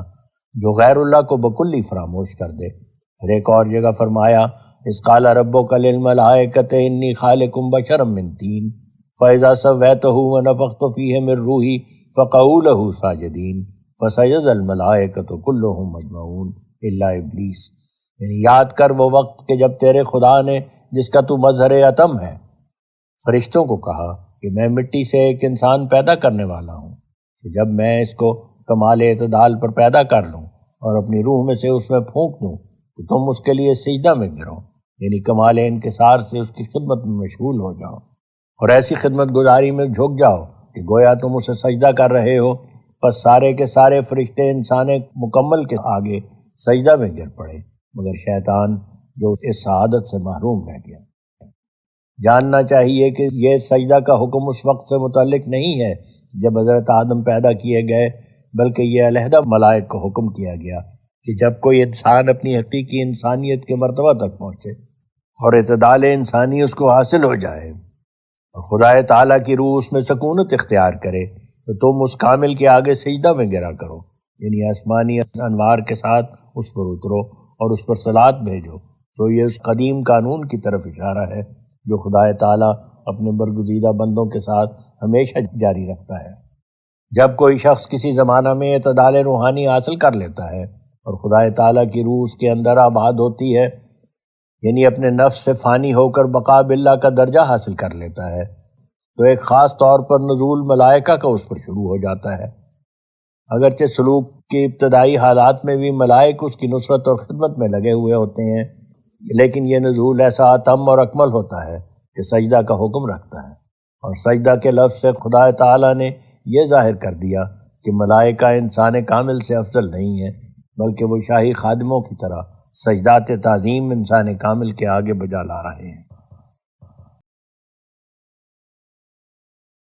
ایسا ہی خدا تعالیٰ نے سورۃ الشمس میں نہایت لطیف اشارات و استعارات میں انسان کامل کے مرتبہ کو زمین آسمان کے تمام باشندوں سے اعلیٰ و برتر بیان فرمایا ہے، جیسا کہ وہ فرماتا ہے والشمس وضحاہا والقمر اذا تلاہا والنہار اذا جلاہا واللیل اذا یغشاہا والسماء وما بناہا والارض وما طحاہا ونفس وما سواہا فالہمہا فجورہا وتقواہا قد افلح من زکاہا وقد خاب من دساہا کذبت ثمود بتغواہا اذ انبعث اشقاہا فقال لهم رسول اللہ ناقۃ اللہ وسقیاہا فکذبوہ فعقروہا فدمدم علیہم ربہم بذنبہم فسواہا ولا یخاف عقباہا، یعنی قسم ہے سورج کی اور اس کی دھوپ، اور قسم ہے چاند کی جب وہ سورج کی پیروی کرے، اور قسم ہے دن کی جب اپنی روشنی کو ظاہر کرے، اور قسم ہے اس رات کی جو بالکل تاریک ہو، اور قسم ہے زمین کی اور اس کی جس نے اسے بچھایا، اور قسم ہے انسان کے نفس کی اور اس کی جس نے اسے اعتدال کامل اور وضع استقامت کے جمیع کمالات متفرقہ عنایت کیے اور کسی کمال سے محروم نہ رکھا، بلکہ سب کمالات متفرقہ جو پہلی قسموں کے نیچے ذکر کیے گئے ہیں اس میں جمع کر دیے، اس طرح پر کہ انسان کامل کا نفس آفتاب اور اس کی دھوپ کا بھی کمال اپنے اندر رکھتا ہے، اور چاند کے خواص بھی اس میں پائے جاتے ہیں کہ وہ اکتساب فیض دوسرے سے کر سکتا ہے، اور ایک نور سے بطور استفادہ اپنے اندر بھی نور لے سکتا ہے، اور اس میں روز روشن کے بھی خواص موجود ہیں کہ جیسے محنت اور مزدوری کرنے والے لوگ دن کی روشنی میں کما حقہ اپنے کاروبار کو انجام دے سکتے ہیں، ایسا ہی حق کے طالب اور سلوک کی راہوں کو اختیار کرنے والے انسان کامل کے نمونہ پر چل کر بہت آسانی اور صفائی سے اپنی مہمات دینیہ کو انجام دیتے ہیں، تو وہ دن کی طرح اپنے تئیں بکمال صفائی ظاہر کر سکتا ہے اور ساری خاصیتیں دن کی اپنے اندر رکھتا ہے۔ یہاں حضور نے نوٹ دیا ہے حاشیہ میں کہ سورج و حکمت کاملہ الہی 730 تعینات میں اپنے تئیں متشکل کر کے دنیا پر مختلف قسموں کی تاثیرات ڈالتا ہے، اور ہر یک متشکل کی وجہ سے ایک خاص نام اس کو حاصل ہے، اور یک شنبہ، دو شنبہ، سہ شنبہ وغیرہ در حقیقت باعتبار خاص تعینات و لوازم و تاثیرات کے سورج کے ہی نام ہیں۔ جب یہ لوازم خاصہ بولنے کے وقت ذہن میں ملحوظ نہ رکھے جائیں اور صرف مجرد اور اطلاقی حالت میں نام لیا جائے تو اس وقت سورج کہیں گے، لیکن جب اسی سورج کے خاص لوازم اور تاثیرات اور مقامات ذہن میں ملحوظ رکھ کر بولیں گے تو اس کو کبھی دن کہیں گے اور کبھی رات، کبھی اس کا نام اتوار رکھیں گے اور کبھی پیر، اور کبھی سامن اور کبھی بھادوں، کبھی اسوج، کبھی کاتک۔ غرض یہ سب سورج کے ہی نام ہیں، اور نفس انسان باعتبار مختلف تعینات اور مختلف اوقات و مقامات و حالات مختلف ناموں سے موسوم ہو جاتا ہے، کبھی نفس زکیہ کہلاتا ہے اور کبھی امارہ، کبھی لمامہ اور کبھی مطمئنہ۔ غرض اس کے بھی اتنے ہی نام ہیں جس قدر سورج کے، مگر بخوف طول اسی قدر بیان کرنا کافی سمجھا گیا۔ اب ہم متن کی طرف رجوع کرتے ہیں۔ اندھیری رات سے بھی انسان کامل کو ایک مشابہت ہے کہ وہ باوجود غایت درجہ کے انقطاع اور تبتل کے جو اس کو من جانب اللہ حاصل ہے، بحکمت و مصلحت الہی اپنے نفس کی ظلمانی خواہشوں کی طرف بھی کبھی کبھی متوجہ ہو جاتا ہے۔ یعنی جو نفس کے حقوق انسان پر رکھے گئے ہیں، جو بظاہر نورانیت کے مخالف اور مذاہب معلوم ہوتے ہیں، جیسے کھانا پینا، سونا اور بیوی کے حقوق ادا کرنا، بچوں کی طرف التفات کرنا، یہ سب حقوق بجا لاتا ہے اور کچھ تھوڑی دیر کے لیے اس تاریکی کو اپنے لیے پسند کر لیتا ہے، نہ اس وجہ سے کہ اس کو حقیقی طور پر تاریکی کی طرف میلان ہے، بلکہ اس وجہ سے کہ خداوند علیم و حکیم اس کو اس طرف توجہ بخشتا ہے تا روحانی تعب و مشقت سے کسی قدر آرام پا کر پھر ان مجاہدات شاقہ کے اٹھانے کے لیے تیار ہو جائے۔ جیسا کہ کسی کا شعر ہے، چشم شہباز کار دانہ نے شکار، از بہر کشاد گردوختان۔ اسی طرح یہ کامل لوگ جب غایت درجہ کی کوفت خاطر اور گدازش اور ہم و غم کے غلبہ کے وقت کسی قدر حظوظ نفسانیہ سے تمتع حاصل کر لیتے ہیں، تو پھر جسم ناتماں ان کا روح کی رفاقت کے لیے اثر نو قوی اور توانا ہو جاتا ہے، اور اس تھوڑی سی محجوبیت کی وجہ سے بڑے بڑے مراحل نورانی طے کر جاتا ہے، اور ما سوا اس کے نفس انسان میں رات کے اور دوسرے خواص دقیقہ بھی پائے جاتے ہیں، جن کو علم حیات اور نجوم اور طبع کی باریک نظر نے دریافت کیا ہے۔ ایسا ہی انسان کامل کے نفس کو آسمان سے بھی مشابہت ہے۔ مثلا جیسے آسمان کا پول اس قدر وسیع اور کشادہ ہے کہ کسی چیز سے پر نہیں ہو سکتا، ایسا ہی ان بزرگوں کا نفس ناطقہ غایت درجہ کی وسعتیں اپنے اندر رکھتا ہے، اور باوجود ہزارہا معارف و حقائق کے حاصل کرنے کے پھر بھی معارف نا کا نعرہ مارتا ہی رہتا ہے۔ اور جیسے آسمان کا پول روشن ستاروں سے پر ہے، ایسا ہی نہایت روشن خواص اس میں بھی رکھے گئے ہیں کہ جو آسمان کے ستاروں کی طرح چمکتے ہوئے نظر آتے ہیں۔ ایسا ہی انسان کامل کے نفس کو زمین سے بھی کامل مشابہت ہے، یعنی جیسا کہ عمدہ اور اول درجہ کی زمین یہ خاصیت رکھتی ہے کہ جب اس میں تخم ریزی کی جائے اور پھر خوب قلبہ رانی اور آب پاشی ہو اور تمام مراتب محنت کشاد زری کے اس پر پورے کر دیے جائیں، تو وہ دوسری زمینوں کی نسبت 1000 گنا زیادہ پھل لاتی ہے، اور نیز اس کا پھل بنسبت اور پھلوں کے نہایت لطیف اور شیریں اور لذیذ اور اپنی کمیت اور کیفیت میں انتہائی درجہ تک بڑھا ہوا ہوتا ہے۔ اسی طرح انسان کامل کے نفس کا حال ہے کہ احکام الہی کی تخم ریزی سے عجیب سرسبزی لے کر اس کے اعمال صالحہ کے پودے نکلتے ہیں، اور ایسے عمدہ اور غایت درجہ کے لذیذ اس کے پھل ہوتے ہیں کہ ہر یک دیکھنے والے کو خدائے تعالیٰ کی پاک قدرت یاد آ کر سبحان اللہ کہنا پڑتا ہے۔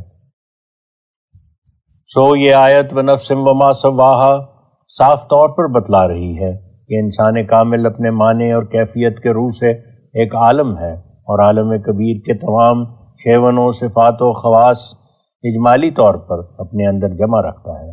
جیسا کہ اللہ جل شانہ نے شمس کی صفات سے شروع کر کے زمین تک جو ہماری سکونت کی جگہ ہے سب چیزوں کے خواص اشارہ کے طور پر بیان فرمائے، یعنی بطور قسموں کے ان کا ذکر کیا، بعد اس کے انسان کامل کے نفس کا ذکر فرمایا، تا معلوم ہو کہ انسان کامل کا نفس ان تمام کمالات متفرقہ کا جامع ہے جو پہلی چیزوں میں جن کی قسمیں کھائی گئیں الگ الگ طور پر پائی جاتی ہیں۔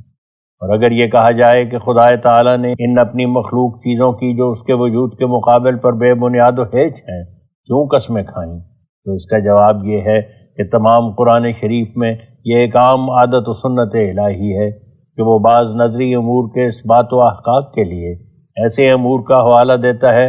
جو اپنے خواص کا عام طور پر بین اور کھلا کھلا نظر اور بدیہی ثبوت رکھتے ہیں، جیسا کہ اس میں کسی کو بھی شک نہیں ہو سکتا کہ سورج موجود ہے اور اس کی دھوپ بھی ہے، اور چاند موجود ہے اور وہ نور آفتاب سے حاصل کرتا ہے، اور روز روشن بھی سب کو نظر آتا ہے، اور رات بھی سب کو دکھائی دیتی ہے، اور آسمان کا پول بھی سب کی نظر کے سامنے ہے، اور زمین تو خود انسانوں کی سکونت کی جگہ ہے۔ اب چونکہ یہ تمام چیزیں اپنا اپنا کھلا کھلا وجود اور کھلے کھلے خواص رکھتی ہیں جن میں کسی کو کلام نہیں ہو سکتا، اور نفس انسان کا ایسی چھپی ہوئی اور نظری چیز ہے کہ خود اس کے وجود میں ہی سدا جھگڑے برپا ہو رہے ہیں۔ بہت سے فرقے ایسے ہیں کہ وہ اس بات کو مانتے ہی نہیں کہ نفس یعنی روح انسان بھی کوئی مستقل اور قائم بذات چیز ہے جو بدن کی مفارقت کے بعد ہمیشہ کے لیے قائم رہ سکتی ہے، اور جو بعض لوگ نفس کے وجود اور اس کی بقا اور اس بات کے قائل ہیں، وہ بھی اس کی باطنی استعدادات کا وہ قدر نہیں کرتے جو کرنا چاہیے تھا، بلکہ بعض تو اتنا ہی سمجھ بیٹھے ہیں کہ ہم صرف اسی غرض کے لیے دنیا میں آئے ہیں کہ حیوانات کی طرح کھانے پینے اور حظوظ نفسانی میں عمر بسر کریں۔ وہ اس بات کو جانتے بھی نہیں کہ نفس انسانی کس قدر اعلیٰ درجہ کی طاقتیں اور قوتیں اپنے اندر رکھتا ہے، اور اگر وہ کسب کمالات کی طرف متوجہ ہو تو کیسے تھوڑے ہی عرصے میں تمام عالم کے متفرق کمالات و فضائل و انواع پر ایک دائرہ کی طرح محیط ہو سکتا ہے۔ تو اللہ جل شانہ نے اس سورہ مبارکہ میں نفس انسان اور پھر اس کے بے نہایت خواص فاضلہ کا ثبوت دینا چاہا ہے۔ بس اول اس نے خیالات کو رجوع دلانے کے لیے شمس اور قمر وغیرہ چیزوں کے متفرق خواص بیان کر کے پھر نفس انسان کی طرف اشارہ فرمایا کہ وہ جامع ان تمام کمالات متفرقہ کا ہے، اور جس حالت میں نفس میں ایسے اعلیٰ درجہ کے کمالات و خاصیات بتمام ہاں موجود ہیں جو اجرام سماویہ اور ارضیہ میں متفرق طور پر پائے جاتے ہیں، تو کمال درجہ کی نادانی ہوگی کہ ایسے عظیم الشان اور مستجمع کمالات متفرقہ کی نسبت یہ وہم کیا جائے کہ وہ کچھ بھی چیز نہیں جو موت کے بعد باقی رہ سکے، یعنی جبکہ یہ تمام خواص جو ان مشہود و محسوس چیزوں میں ہیں جن کا مستقل وجود ماننے میں تمہیں کچھ کلام نہیں، یہاں تک کہ ایک اندھا بھی دھوپ کا احساس کر کے آفتاب کے وجود کا یقین رکھتا ہے، نفس انسان میں سب کے سب یکجائی طور پر موجود ہیں، تو نفس کے مستقل اور قائم بذات وجود میں تمہیں کیا کلام باقی ہے؟ کیا ممکن ہے کہ جو چیز اپنی ذات میں کچھ بھی نہیں وہ تمام موجود بذات چیزوں کے خواص جمع رکھتی ہو؟ اور اس جگہ قسم کھانے کی طرز کو اس وجہ سے اللہ جل شانہ نے پسند کیا ہے کہ قسم قائم مقام شہادت کی ہوتی ہے، اسی وجہ سے حکام مجازی بھی جب دوسرے گواہ موجود نہ ہوں تو قسم پر انحصار کر دیتے ہیں، اور ایک مرتبہ کی قسم سے وہ فائدہ اٹھا لیتے ہیں جو کم سے کم 2 گواہوں سے اٹھا سکتے ہیں۔ تو چونکہ عقلاً و عرفاً و قانوناً و شرعاً قسم شاہد کے قائم مقام سمجھی جاتی ہے، لہٰذا اسی بنا پر خدا تعالیٰ نے اس جگہ شاہد کے طور پر اس کو قرار دے دیا ہے۔ بس خدا تعالیٰ کا یہ کہنا ہے کہ قسم ہے سورج کی اور اس کی دھوپ کی، در حقیقت اپنے مرادی معنی یہ رکھتا ہے کہ سورج اور اس کی دھوپ یہ دونوں نفس انسان کے موجود بذات اور قائم بذات ہونے کے شاہد حال ہیں، کیونکہ سورج میں جو خواص گرمی اور روشنی وغیرہ پائے جاتے ہیں یہی خواص معاشین زائد انسان کے نفس میں بھی موجود ہیں۔ مکاشفات کی روشنی اور توجہ کی گرمی جو نفوس کاملہ میں پائی جاتی ہے اس کے عجائبات سورج کی گرمی اور روشنی سے کہیں بڑھ کر ہیں۔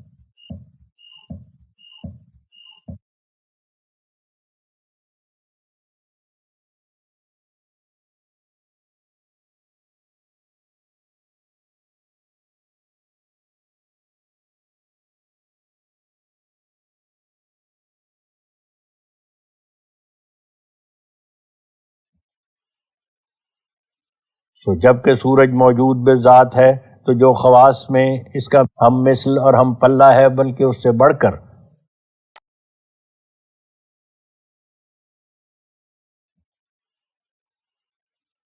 جب کہ سورج موجود بذات ہے تو جو خواص میں اس کا ہم مثل اور ہم پلہ ہے بلکہ اس سے بڑھ کر، یعنی نفس انسان وہ کیوں کر موجود بذات نہ ہوگا۔ اسی طرح خدا تعالیٰ کا یہ کہنا کہ قسم ہے چاند کی جب وہ سورج کی پیروی کرے، اس کے مرادی معنی یہ ہیں کہ چاند اپنی اس خاصیت کے ساتھ کہ وہ سورج سے بطور استفادہ نور حاصل کرتا ہے، نفس انسان کے موجود بذات اور قائم بذات ہونے پر شاہد حال ہے، کیونکہ جس طرح چاند سورج سے اکتساب نور کرتا ہے اسی طرح نفس انسان کا جو مستعد اور طالب حق ہے ایک دوسرے انسان کامل کی پیروی کر کے اس کے نور میں سے لے لیتا ہے اور اس کے باطنی فیض سے فیض یاب ہو جاتا ہے، بلکہ چاند سے بڑھ کر استفادہ نور کرتا ہے، کیونکہ چاند تو نور کو حاصل کر کے پھر چھوڑ بھی دیتا ہے مگر یہ کبھی نہیں چھوڑتا۔ بس جب کہ استفادہ نور میں یہ چاند کا شریک غالب ہے اور دوسری تمام صفات اور خواص چاند کے اپنے اندر رکھتا ہے، تو پھر کیا وجہ کہ چاند کو تو موجود بذات اور قائم بذات مانا جائے، مگر نفس انسان کے مستقل طور پر موجود ہونے سے بکلی انکار کر دیا جائے۔ غرض اسی طرح خدا تعالیٰ نے ان تمام چیزوں کو جن کا ذکر نفس انسان کی پہلے قسم کھا کر کیا گیا ہے، اپنے خواص کے روح سے شواہد اور ناطق گواہ قرار دے کر اس بات کی طرف توجہ دلائی ہے کہ نفس انسان واقعی طور پر موجود ہے، اور اسی طرح ہر یک جگہ جو قرآن شریف میں بعض چیزوں کی قسمیں کھائی ہیں، ان قسموں سے ہر جگہ یہی مدعا اور مقصد ہے کہ تا امر بدی کو اسرار مخفیہ کے لیے جو ان کے ہم رنگ ہیں بطور شواہد کے پیش کیا جائے۔ لیکن اس جگہ یہ سوال ہوگا کہ جو نفس انسان کے موجود بذات ہونے کے لیے قسموں کے پیرایہ میں شواہد پیش کیے گئے ہیں، ان شواہد کے خواص بدیہی طور پر نفس انسان میں کہاں پائے جاتے ہیں، اور اس کا ثبوت کیا ہے کہ پائے جاتے ہیں؟ اس وہم کے رفع کرنے کے لیے اللہ جل شانہ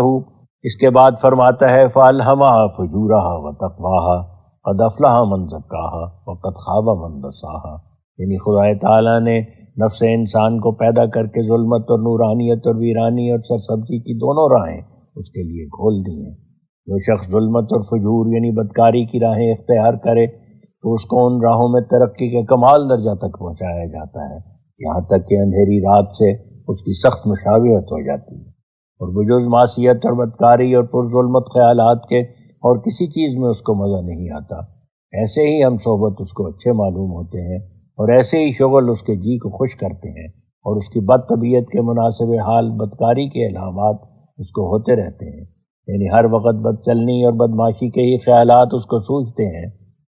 کبھی اچھے خیالات اس کے دل میں پیدا ہی نہیں ہوتے، اور اگر پرہیزگاری کا نورانی راستہ اختیار کرتا ہے تو اس نور کو مدد دینے والے الہام اس کو ہوتے رہتے ہیں، یعنی خدا تعالیٰ اس کے دلی نور کو جو تخم کی طرح اس کے دل میں موجود ہے اپنے الہامات خاصہ سے کمال تک پہنچا دیتا ہے، اور اس کے روشن مکاشفات کی آگ کو افروختہ کر دیتا ہے۔ تب وہ اپنے چمکتے ہوئے نور کو دیکھ کر اور اس کے افاضہ اور استفاضہ کی خاصیت کو آزما کر پورے یقین سے سمجھ لیتا ہے کہ آفتاب اور مہتاب کی نورانیت مجھ میں بھی موجود ہے، اور آسمان کے وسیع اور بلند اور پر کواکب ہونے کے موافق میرے سینے میں بھی انشراح صدر اور عالی ہمتی اور دل اور دماغ میں ذخیرہ روشن قوا کا موجود ہے جو ستاروں کی طرح چمک رہے ہیں۔ تب اسے اس بات کے سمجھنے کے لیے اور کسی خارجی ثبوت کی کچھ بھی ضرورت نہیں ہوتی، بلکہ اس کے اندر سے ہی ایک کامل ثبوت کا چشمہ ہر وقت جوش مارتا ہے اور اس کے پیاسے دل کو سیراب کرتا رہتا ہے۔ اور اگر یہ سوال پیش ہو کہ سلوک کے طور پر کیوں کر ان نفسانی خواص کا مشاہدہ ہو سکے، تو اس کے جواب میں اللہ جل شانہ فرماتا ہے قد افلح من زکاہا وقد خاب من دساہا، یعنی جس شخص نے اپنے نفس کا تزکیہ کیا اور بکلی رذائل اور اخلاق ذمیمہ سے دستبردار ہو کر خدا تعالیٰ کے حکموں کے نیچے اپنے تئیں ڈال دیا، وہ اس مراد کو پہنچے گا اور اپنا نفس اس کو عالم صغیر کی طرح کمالات متفرقہ کا مجمع نظر آئے گا۔ لیکن جس شخص نے اپنے نفس کو پاک نہیں کیا بلکہ بے جا خواہشوں کے اندر گاڑ دیا، وہ اس مطلب کے پانے سے نامراد رہے گا۔ ماحصل اس تقریر کا یہ ہے کہ بلا شبہ نفس انسان میں وہ متفرق کمالات موجود ہیں جو تمام عالم میں پائے جاتے ہیں، اور ان پر یقین دلانے کے لیے یہ ایک سیدھی راہ ہے کہ انسان حسب منشائے قانون الہی تزکیہ نفس کی طرف متوجہ ہو، کیونکہ تزکیہ نفس کی صورت میں نہ صرف علم الیقین بلکہ حق الیقین کے طور پر ان کمالات مخفیہ کی سچائی کھل جائے گی۔ پھر بعد اس کے اللہ جل شانہ ایک مثال کے طور پر سمود کی قوم کا ذکر کر کے فرماتا ہے کہ انہوں نے بباعث اپنی جبلی سرکشی کے اپنے وقت کے نبی کو جھٹلایا، اور اس کی تکذیب کے لیے ایک بڑا بدبخت ان میں سے پیش قدم ہوا۔ اس وقت کے رسول نے انہیں نصیحت کے طور پر کہا کہ ناقۃ اللہ یعنی خدا تعالیٰ کی اونٹنی اور اس کے پانی پینے کی جگہ کا تعرض مت کرو، مگر انہوں نے نہ مانا اور اونٹنی کے پاؤں کاٹے، سو اس جرم کی شامت سے اللہ تعالیٰ نے ان پر موت کی مار ڈالی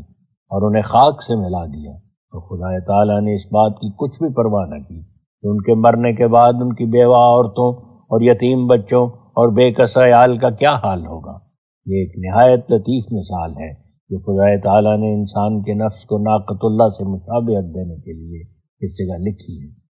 مطلب یہ ہے کہ انسان کا نفس بھی در حقیقت اسی غرض کے لیے پیدا کیا گیا ہے کہ تا وہ ناقۃ اللہ کا کام دیوے، اس کے فنا فی اللہ ہونے کی حالت میں خدا تعالیٰ اپنی پاک تجلی کے ساتھ اس پر سوار ہو، جیسے کوئی اونٹنی پر سوار ہوتا ہے۔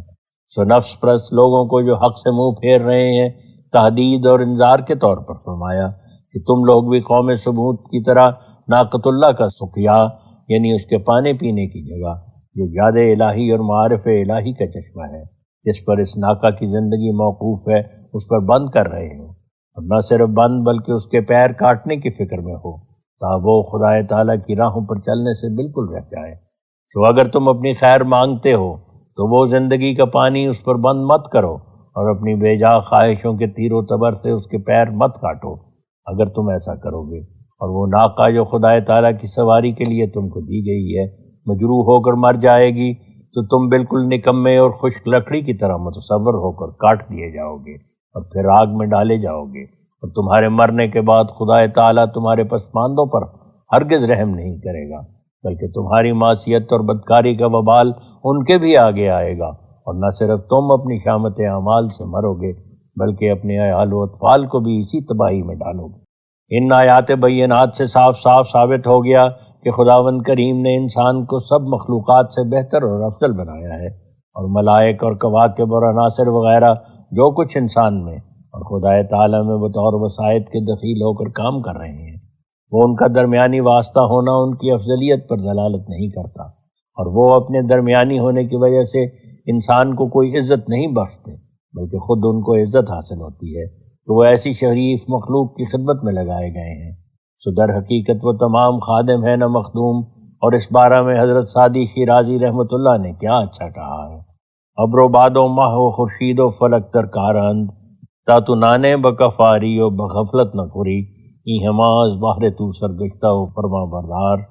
شرط انصاف نہ باشد کہ تو فرما نہ بھری۔ اور پھر ہم بقیہ تقریر کی طرف عود کر کے کہتے ہیں کہ ملائک اللہ، جیسا کہ ہم پہلے بھی بیان کر چکے ہیں، ایک ہی درجہ کی عظمت اور بزرگی نہیں رکھتے، نہ ایک ہی قسم کا کام انہیں سپرد ہے، بلکہ ہر یک فرشتہ علیحدہ علیحدہ کاموں کے انجام دینے کے لیے مقرر کیا گیا ہے۔ دنیا میں جس قدر تم تغیرات و انقلابات دیکھتے ہو، یا جو کچھ مکمل قوت سے حیز فعل میں آتا ہے، یا جس قدر ارواح و اجسام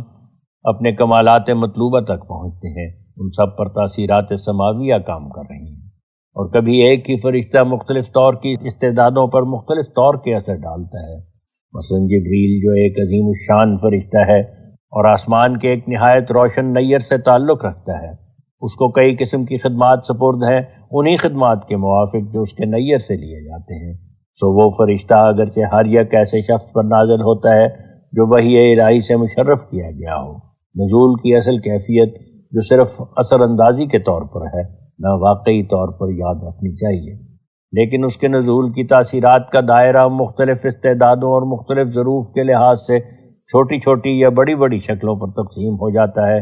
نہایت بڑا دائرہ اس کی روحانی تاثیرات کا وہ دائرہ ہے جو حضرت خاتم الانبیاء صلی اللہ علیہ وسلم کی وحی سے متعلق ہے۔ اسی وجہ سے جو معارف و حقائق و کمالات حکمت و بلاغت قرآن شریف میں اکمل اور اتم طور پر پائے جاتے ہیں، یہ عظیم الشان مرتبہ اور کسی کتاب کو حاصل نہیں۔ اور یہ بھی یاد رکھنا چاہیے،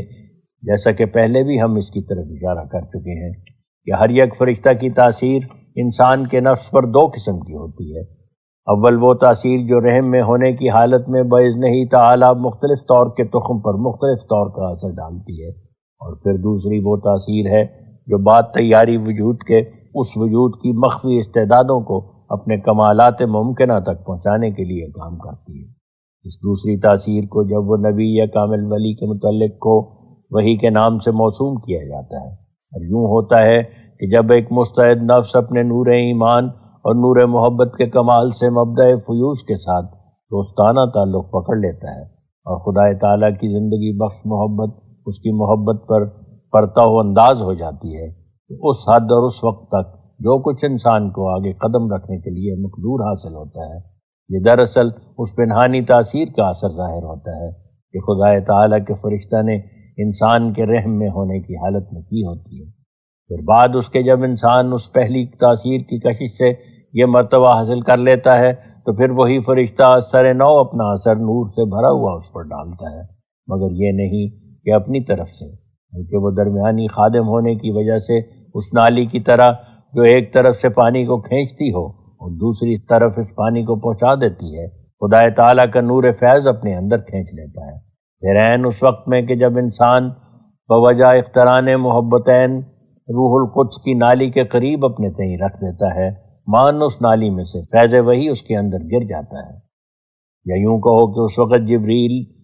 اپنا نورانی سایہ اس مستعد دل پر ڈال کر ایک عکسی تصویر اپنی اس کے اندر لکھ دیتا ہے۔ اب جیسے اس فرشتہ کا جو آسمان پر مستقر ہے جبریل نام ہے، اس عکسی تصویر کا نام بھی جبریل ہی ہوتا ہے۔ یا مثلاً اس فرشتہ کا نام روح القدس ہے تو عکسی تصویر کا نام بھی روح القدس ہی رکھا جاتا ہے۔ تو یہ نہیں کہ فرشتہ انسان کے اندر گھس آتا ہے، بلکہ اس کا عکس انسان کے آئینہ قلب میں نمودار ہو جاتا ہے۔ مثلا جب تم نہایت مصفہ آئینہ اپنے منہ کے سامنے رکھ دو گے تو موافق دائرہ مقدار اس آئینہ کے تمہاری شکل کا عکس بلا توقف اس میں پڑے گا۔ یہ نہیں کہ تمہارا منہ اور تمہارا سر گردن سے ٹوٹ کر اور الگ ہو کر آئینہ میں رکھ دیا جائے گا،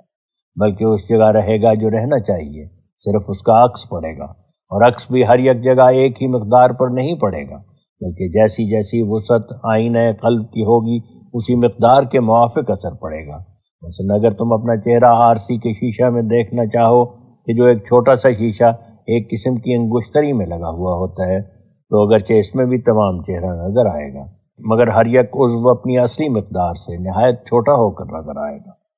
لیکن اگر تم اپنے چہرہ کو ایک بڑے آئینہ میں دیکھنا چاہو جو تمہاری شکل کے پورے انعکاس کے لیے کافی ہے،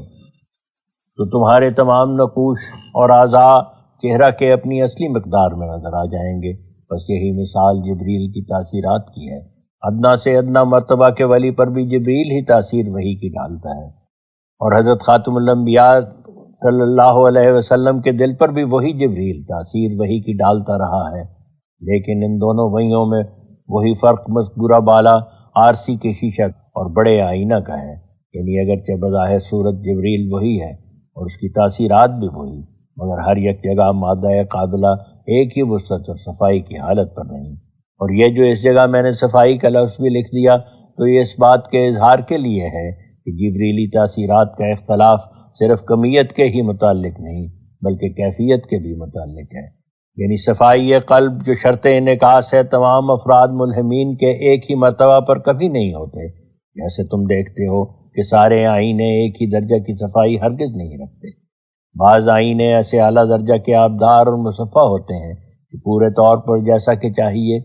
دیکھنے والے کی شکل ان میں ظاہر ہو جاتی ہے، اور بعض ایسے کثیف اور مقدر اور پرغبار اور دود آمیز جیسے ہوتے ہیں کہ صاف طور پر ان میں شکل نظر نہیں آتی، بلکہ بعض ایسے بگڑے ہوئے ہوتے ہیں کہ اگر مثلاً ان میں دونوں لب نظر آویں تو ناک دکھائی نہیں دیتا، اور اگر ناک نظر آ گیا تو آنکھیں نظر نہیں آتی۔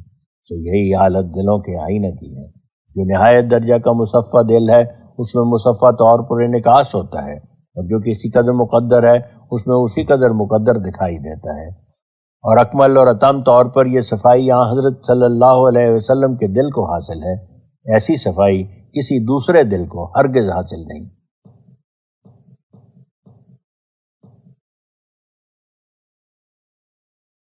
اس جگہ اس نقطہ کا بیان کرنا بھی ضروری ہے کہ خدا تعالیٰ جو علت العلل ہے، جس کے وجود کے ساتھ تمام وجودوں کا سلسلہ وابستہ ہے، جب وہ کبھی مربیانہ یا قاہرانہ طور پر کوئی جنبش اور حرکت ارادی کسی امر کے پیدا کرنے کے لیے کرتا ہے تو وہ حرکت اگر اتم اور اکمل طور پر ہو تو جمیع موجودات کی حرکت کو مستلزم ہوتی ہے، اور اگر بعض شیون کے لحاظ سے یعنی جزئی حرکت ہو تو اسی کے موافق عالم کے بعض اجزاء میں حرکت پیدا ہو جاتی ہے۔ اصل حقیقت یہ ہے کہ خدا عز و جل کے ساتھ اس کی تمام مخلوقات اور جمیع عالموں کا جو علاقہ ہے وہ اس علاقہ سے مشابہ ہے جو جسم کو جان سے ہوتا ہے، اور جیسے جسم کے تمام اعضاء روح کے ارادوں کے تابع ہوتے ہیں اور جس طرف روح جھکتی ہے اسی طرف وہ جھک جاتے ہیں، یہی نسبت خدا تعالیٰ اور اس کی مخلوقات میں پائی جاتی ہے۔ اگرچہ میں صاحب فصوص کی طرح حضرت واجب الوجود کی نسبت یہ تو نہیں کہتا کہ خلق الاشیاء وہو عینھا، مگر یہ ضرور کہتا ہوں کہ خلق الاشیاء وہو کعینھا، ھذا العالم کسرہم ممرد من قواریر وماء الطاقۃ العظمیٰ یجری تحتہا ویفعل ما یرید یخیل فی عیون قاصرۃ کانہا هو یحسبون الشمس والقمر والنجم ومؤثرات بذاتها ولا مؤثر الا هو۔ حکیم مطلق نے میرے پر یہ راز سربستہ کھول دیا ہے کہ یہ تمام عالم ماں اپنے جمیع اجزاء کے اس علت العلل کے کاموں اور ارادوں کی انجام دہی کے لیے سچ مچ اس کے اعضاء کی طرح واقع ہے، جو خود بخود قائم نہیں بلکہ ہر وقت اس روح اعظم سے قوت پاتا ہے، جیسے جسم کی تمام قوتیں جان کی طفیل سے ہی ہوتی ہیں۔ اور یہ عالم جو اس وجود اعظم کے لیے قائم مقام اعضاء کا ہے، بعض چیزیں اس میں ایسی ہیں کہ گویا اس کے چہرہ کا نور ہیں، جو ظاہری یا باطنی طور پر اس کے ارادوں کے موافق روشنی کا کام دیتی ہیں، اور بعض ایسی چیزیں ہیں کہ گویا اس کے ہاتھ ہیں، اور بعض ایسی ہیں کہ گویا اس کے پیر ہیں، اور بعض اس کے سانس کی طرح ہیں۔ غرض یہ مجموعہ عالم خدائے تعالیٰ کے لیے بطور ایک اندام کے واقعہ ہے، اور تمام آب و تاب اس اندام کی اور ساری زندگی اس کی اسی روح اعظم سے ہے جو اس کی قیوم ہے، اور جو کچھ اس قیوم کی ذات میں ارادی حرکت پیدا ہوتی ہے وہی حرکت اس اندام کے کل اعضاء یا بعض میں جیسا کہ اس قیوم کی ذات کا تقاضا ہو پیدا ہو جاتی ہے۔ اس بیان مذکورہ بالا کی تصویر دکھلانے کے لیے تخیلی طور پر ہم فرض کر سکتے ہیں کہ قیوم العالمین ایک ایسا وجود اعظم ہے جس کے بے شمار ہاتھ، بے شمار پیر، اور ہر یک عضو اس کثرت سے ہے کہ تعداد سے خارج اور لا انتہا عرض اور طول رکھتا ہے، اور تنوع کی طرح اس وجود اعظم کی تاریں بھی ہیں جو صفحہ ہستی کے تمام کناروں تک پھیل رہی ہیں اور کشش کا کام دے رہی ہیں۔ یہ وہی اعضاء ہیں جن کا دوسرے لفظوں میں عالم نام ہے۔ جب قیوم عالم کوئی حرکت جزوی یا کلی کرے گا تو اس کی حرکت کے ساتھ اس کے اعضاء میں حرکت پیدا ہو جانا ایک لازمی امر ہوگا، اور وہ اپنے تمام ارادوں کو انہی اعضاء کے ذریعے سے ظہور میں لائے گا، نہ کسی اور طرح سے۔ بس یہی ایک عام فہم مثال اس روحانی امر کی ہے کہ جو کہا گیا ہے کہ مخلوقات کی ہر یک جز خدا تعالیٰ کے ارادوں کی تابع اور اس کے مقاصد مخفیہ کو اپنے خادمانہ چہرہ میں ظاہر کر رہی ہے، اور کمال درجہ کی اطاعت سے اس کے ارادوں کی راہ میں محو ہو رہی ہے۔ اور یہ اطاعت اس قسم کی ہرگز نہیں ہے جس کی صرف حکومت اور زبردستی پر بنا ہو، بلکہ ہر یک چیز کو خدا تعالیٰ کی طرف ایک مقناطیسی کشش پائی جاتی ہے، اور ہر یک ذرہ ایسا بالطبع اس کی طرف جھکا ہوا معلوم ہوتا ہے جیسے ایک وجود کے متفرق اعضاء اس وجود کی طرف جھکے ہوئے ہوتے ہیں۔ بس در حقیقت یہی سچ ہے، اور بالکل سچ ہے، کہ یہ تمام عالم اس وجود اعظم کے لیے بطور اعضاء کے واقعہ ہے، اور اسی وجہ سے وہ قیوم العالمین کہلاتا ہے، کیونکہ جیسی جان اپنے بدن کی قیوم ہوتی ہے ایسا ہی وہ تمام مخلوقات کا قیوم ہے۔ اگر ایسا نہ ہوتا تو نظام عالم کا بالکل بگڑ جاتا۔ ہر یک ارادہ اس قیوم کا خواہ وہ ظاہری ہے یا باطنی، دینی ہے یا دنیاوی، اسی مخلوقات کے توسط سے ظہور پذیر ہوتا ہے، اور کوئی ایسا ارادہ نہیں کہ بغیر ان وسائط کے زمین پر ظاہر ہوتا ہو۔ یہی قدیمی قانون قدرت ہے کہ جو ابتدا سے بنا ہوا چلا آتا ہے، مگر ان لوگوں کی سمجھ پر سخت تعجب ہے کہ وہ ظاہری بارش ہونے کے لیے جو بادلوں کے ذریعے سے زمین پر ہوتی ہے بخارات مائیہ کا توسط ضروری خیال کرتے ہیں، اور خود بخود قدرت سے بغیر بادل کے بارش ہو جانا محال سمجھتے ہیں۔ لیکن الہام کی بارش کے لیے جو صاف دلوں پر ہوتی ہے، ملائک کے بادلوں کا توسط جو عند الشرع ضروری ہے، اس پر جہالت کی نظر سے ہنستے ہیں اور کہتے ہیں کہ کیا خدا تعالیٰ بغیر ملائک کے توسط کے خود بخود الہام نہیں کر سکتا تھا؟ وہ اس بات کے قائل ہیں کہ بغیر توسط ہوا کے آواز سن لینا خلاف قانون قدرت ہے، مگر وہ ہوا جو روحانی طور پر خدا تعالیٰ کی آواز کو ملموں کے دلوں تک پہنچاتی ہے، اس قانون قدرت سے غافل ہیں۔ وہ اس بات کو مانتے ہیں کہ ظاہری آنکھوں کی بصارت کے لیے آفتاب کی روشنی کی ضرورت ہے، مگر وہ روحانی آنکھوں کے لیے کسی آسمانی روشنی کی ضرورت یقین نہیں رکھتے۔ اب جب کہ یہ قانون الہی معلوم ہو چکا کہ یہ عالم اپنے جمیع قوا ظاہری و باطنی کے ساتھ حضرت واجب الوجود کے لیے بطور اعضاء کے واقع ہے، اور ہر یک چیز اپنے اپنے محل اور موقع پر اعضاء ہی کا کام دے رہی ہیں، اور ہر یک ارادہ خدا تعالیٰ کا انہی اعضاء کے ذریعے سے ظہور میں آتا ہے، کوئی ارادہ بغیر ان کے توسط کے ظہور میں نہیں آتا، تو اب جاننا چاہیے کہ خدا تعالیٰ کی وحی میں جو پاک دلوں پر نازل ہوتی ہے، جبریل کا تعلق جو شریعت اسلام میں ایک ضروری مسئلہ سمجھا گیا اور قبول کیا گیا ہے، یہ تعلق بھی اسی فلسفہ حقہ پر ہی مبنی ہے جس کا ابھی ہم ذکر کر چکے ہیں۔ اس کی تفصیل یہ ہے کہ حسب قانون قدرت مذکورہ والا یہ امر ضروری ہے کہ وحی کے القاء یا ملکہ وحی کے عطا کرنے کے لیے بھی کوئی مخلوق خدا تعالیٰ کے الہامی اور روحانی ارادہ کو بمنصع ظہور لانے کے لیے ایک عضو کی طرح بن کر خدمت بجا لاوے، جیسا کہ جسمانی ارادوں کے پورا کرنے کے لیے بجا لا رہے ہیں۔ سو وہ وہی عضو ہے جس کو دوسرے لفظوں میں جبریل کے نام سے موسوم کیا جاتا ہے، جو بطبیعت حرکت اس وجود اعظم کے سچ مچ ایک عضو کی طرح بلا توقف حرکت میں آ جاتا ہے۔ یعنی جب خدا تعالیٰ محبت کرنے والے دل کی طرف محبت کے ساتھ رجوع کرتا ہے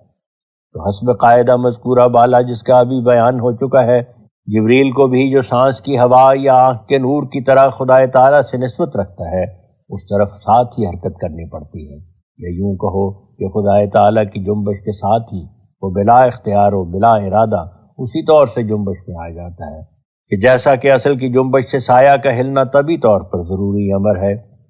بس جب جبریلی نور خدا تعالیٰ کی کشش اور تحریک اور نفخہ نورانیہ سے جنبش میں آ جاتا ہے تو مان اس کی عکسی تصویر جس کو روح القدس کے ہی نام سے موسوم کرنا چاہیے محبت صادق کے دل میں منقش ہو جاتی ہے اور اس کی محبت صادقہ کا ایک عرض لازم ٹھہر جاتی ہے۔ تب یہ قوت خدا تعالیٰ کی آواز سننے کے لیے کان کا فائدہ بخشتی ہے اور اس کے عجائبات کے دیکھنے کے لیے آنکھوں کی قائم مقام ہو جاتی ہے، اور اس کے الہامات زبان پر جاری ہونے کے لیے ایک ایسی محرک حرارت کا کام دیتی ہے جو زبان کے پہیہ کو زور کے ساتھ الہامی خط پر چلاتی ہے۔ اور جب تک یہ قوت پیدا نہ ہو اس وقت تک انسان کا دل اندھے کی طرح ہوتا ہے اور زبان اس ریل گاڑی کی طرح ہوتی ہے جو چلنے والے انجن سے الگ پڑی ہو۔ لیکن یاد رہے کہ یہ قوت جو روح القدس سے موسوم ہے ہر یک دل میں یکساں اور برابر پیدا نہیں ہوتی، بلکہ جیسے انسان کی محبت کامل یا ناقص طور پر ہوتی ہے اسی اندازہ کے موافق یہ جبریلی نور اس پر اثر ڈالتا ہے۔ یہ بھی یاد رکھنا چاہیے کہ یہ روح القدس کی قوت جو دونوں محبتوں کے ملنے سے انسان کے دل میں جبریلی نور کے پرتو سے پیدا ہو جاتی ہے، اس کے وجود کے لیے یہ امر لازم نہیں کہ ہر وقت انسان خدا تعالیٰ کا پاک کلام سنتا ہی رہے یا کشفی طور پر کچھ دیکھتا ہی رہے، بلکہ یہ تو انوار سماویہ کے پانے کے لیے اسباب قریبہ کی طرح ہے، یا یوں کہو کہ یہ ایک روحانی روشنی روحانی آنکھوں کے دیکھنے کے لیے یا ایک روحانی ہوا روحانی کانوں تک آواز پہنچانے کے لیے من جانب اللہ ہے۔ اور ظاہر ہے کہ جب تک کوئی چیز سامنے موجود نہ ہو مجرد روشنی کچھ دکھا نہیں سکتی، اور جب تک متکلم کے منہ سے کلام نہ نکلے مجرد ہوا کانوں تک کوئی خبر نہیں پہنچا سکتی۔ تو یہ روشنی یا یہ ہوا روحانی حواس کے لیے محض ایک آسمانی معید عطا کیا جاتا ہے، جیسے ظاہری آنکھوں کے لیے آفتاب کی روشنی اور ظاہری کانوں کے لیے ہوا کا ذریعہ مقرر کیا گیا ہے۔ جب باری تعالیٰ کا ارادہ اس طرح متوجہ ہوتا ہے کہ اپنا کلام اپنے کسی ملہم کے دل تک پہنچاوے تو اس کی اس متکلمانہ حرکت سے مان جبریلی نور میں القاء کے لیے ایک روشنی کی موج یا ہوا کی موج یا ملہم کی تحریک لسان کے لیے ایک حرارت کی موج پیدا ہو جاتی ہے، اور اس تموج یا اس حرارت سے بلا توقف وہ کلام ملہم کی آنکھوں کے سامنے لکھا ہوا دکھائی دیتا ہے یا کانوں تک اس کی آواز پہنچتی ہے یا زبان پر وہ الہامی الفاظ جاری ہوتے ہیں، اور روحانی حواس اور روحانی روشنی جو قبل از الہام قوت کی طرح ملتی ہے، یہ دونوں قوتیں اس لیے عطا کی جاتی ہیں کہ تا قبل از نزول الہام کے قبول کرنے کی استعداد پیدا ہو جائے، کیونکہ اگر الہام ایسی حالت میں نازل کیا جاتا کہ ملہم کا دل ہوا سے روحانی سے محروم ہوتا یا روح القدس کی روشنی دل کی آنکھ کو پہنچی نہ ہوتی تو وہ الہام الہی کو کن آنکھوں کی پاک روشنی سے دیکھ سکتا؟ تو اسی ضرورت کی وجہ سے یہ دونوں پہلے ہی سے ملہمین کو عطا کی گئیں، اور اس تحقیق سے یہ بھی ناظرین سمجھ لیں گے کہ وحی کے متعلق جبریل کے 3 کام ہیں۔ اول یہ کہ جب رحم میں ایسے شخص کے وجود کے لیے نطفہ پڑتا ہے جس کی فطرت کو اللہ جل شانہ اپنی رحمانیت کے تقاضا سے، جس میں انسان کے عمل کو کچھ دخل نہیں، ملہمانہ فطرت بنانا چاہتا ہے، تو اس پر اسی نطفہ ہونے کی حالت میں جبریلی نور کا سایہ ڈال دیتا ہے۔ تب ایسے شخص کی فطرت من جانب اللہ الہامی خاصیت پیدا کر لیتی ہے اور الہامی حواس اس کو مل جاتے ہیں۔ پھر دوسرا کام جبریل کا یہ ہے کہ جب بندہ کی محبت خدا تعالیٰ کی محبت کے زیر سایہ آ پڑتی ہے تو خدا تعالیٰ کی مربیانہ حرکت کی وجہ سے جبریلی نور میں بھی ایک حرکت پیدا ہو کر محب صادق کے دل پر وہ نور جا پڑتا ہے، یعنی اس نور کا عکس محب صادق کے دل پر پڑھ کر ایک عکسی تصویر جبریل کی اس میں پیدا ہو جاتی ہے، جو ایک روشنی یا ہوا یا گرمی کا کام دیتی ہے اور بطور ملکہ الہامیہ کے ملہم کے اندر رہتی ہے۔ ایک سرا اس کا جبریل کے نور میں غرق ہوتا ہے اور دوسرا ملہم کے دل کے اندر داخل ہو جاتا ہے، جس کو دوسرے لفظوں میں روح القدس یا اس کی تصویر کہہ سکتے ہیں۔ تیسرا کام جبریل کا یہ ہے کہ جب خدا تعالیٰ کی طرف سے کسی کلام کا ظہور ہو تو ہوا کی طرح موج میں آ کر اس کلام کو دل کے کانوں تک پہنچا دیتا ہے، یا روشنی کے پیرایا میں افروختہ ہو کر اس کو نظر کے سامنے کر دیتا ہے، یا حرارت محرکہ کے پیرایا میں تیزی پیدا کر کے زبان کو الہامی الفاظ کی طرف چلاتا ہے۔ اس جگہ میں ان لوگوں کا وہم بھی دور کرنا چاہتا ہوں جو ان شکوک اور شبہات میں مبتلا ہیں، جو اولیاء اور انبیاء کے الہامات اور مکاشفات کو دوسرے لوگوں کی نسبت کیا خصوصیت ہو سکتی ہے، کیونکہ اگر نبیوں اور ولیوں پر امور غیبیہ کھلتے ہیں تو دوسرے لوگوں پر بھی کبھی کبھی کھل جاتے ہیں، بلکہ بعض فاسقوں اور غایت درجہ کے بدکاروں کو بھی سچی خوابیں آ جاتی ہیں، اور بعض پرلے درجہ کے بدمعاش اور شریر آدمی اپنے ایسے مکاشفات بیان کیا کرتے ہیں کہ آخر وہ سچے نکلتے ہیں۔ بس جبکہ ان لوگوں کے ساتھ جو اپنے تئیں نبی یا کسی اور خاص درجہ کے آدمی تصور کرتے ہیں، ایسے بد چلن آدمی بھی شریک ہیں جو بد چلنیوں اور بدماشیوں میں چھٹے ہوئے اور شہرا آفاق ہیں، تو نبیوں اور ولیوں کی کیا فضیلت باقی رہی؟ تو میں اس کے جواب میں کہتا ہوں کہ در حقیقت یہ سوال جس قدر اپنی اصل کیفیت رکھتا ہے وہ سب درست اور صحیح ہے، اور جبریلی نور کا 46واں حصہ تمام جہان میں پھیلا ہوا ہے، جس سے کوئی فاسق اور فاجر اور پرلے درجے کا بدکار بھی باہر نہیں، بلکہ میں یہاں تک مانتا ہوں کہ تجربہ میں آ چکا ہے کہ بعض اوقات ایک نہایت درجہ کی فاسقہ عورت جو کنجریوں کے گروہ میں سے ہے، جس کی تمام جوانی بدکاری میں ہی گزری ہے، کبھی سچی خواب دیکھ لیتی، اور زیادہ تر تعجب یہ ہے کہ ایسی عورت کبھی ایسی رات میں بھی کہ جب وہ بادہ بسر و آشنا ببر کا مصداق ہوتی ہے کوئی خواب دیکھ لیتی ہے اور وہ سچی نکلتی ہے۔ مگر یاد رکھنا چاہیے کہ ایسا ہی ہونا چاہیے تھا، کیونکہ جبریلی نور آفتاب کی طرح جو اس کا ہیڈ کوارٹر ہے تمام معمورہ عالم پر حسب استعداد ان کی اثر ڈال رہا ہے، اور کوئی نفس بشر دنیا میں ایسا نہیں کہ بالکل تاریک ہو، کم سے کم ایک ذرا سی محبت وطن اصلی اور محبوب اصلی کی ادنا سے ادنا سرشت میں بھی ہے۔ اس صورت میں نہایت ضروری تھا کہ تمام بنی آدم پر یہاں تک کہ ان کے مجانین پر بھی کسی قدر جبریل کا اثر ہوتا، اور پھر واقعہ ہے بھی، کیونکہ مجانین بھی جن کو عوام الناس مجذوب کہتے ہیں، اپنے بعض حالات میں بوجہ اپنے ایک طور کے انقطاع کے جبریلی نور کے نیچے جا پڑتے ہیں، تو کچھ ان کی باطنی آنکھوں پر اس نور کی روشنی پڑتی ہے، جس سے وہ خدا تعالیٰ کے تصرفات خفیہ کو کچھ دیکھنے لگتی ہے۔ مگر ایسی خوابوں یا ایسے مکاشفات سے نبوت اور ولایت کو کچھ صدمہ نہیں پہنچتا، اور ان کی شان بلند میں کچھ بھی فرق نہیں آتا، اور کوئی التباس حیران کرنے والا واقعہ نہیں ہوتا، کیونکہ درمیان میں ایک ایسا فرق بیان ہے کہ جو بدیہی طور پر ہر یک سلیم العقل سمجھ سکتا ہے، اور وہ یہ ہے کہ خواص اور عام کی خوابیں اور وہ مکاشفات اپنی کیفیت اور کمیت اتصالی و انفصالی میں ہرگز برابر نہیں ہیں۔ جو لوگ خدا تعالیٰ کے خاص بندے ہیں وہ خارق عادت کے طور پر نعمت غیبی کا حصہ لیتے ہیں۔ دنیا ان نعمتوں میں جو انہیں عطا کی جاتی ہیں صرف ایسے طور کی شریک ہے جیسے شاہ وقت کے خزانہ کے ساتھ ایک گدھا دریوزہ گر ایک جرم کے حاصل رکھنے کی وجہ سے شریک کا خیال کیا جائے،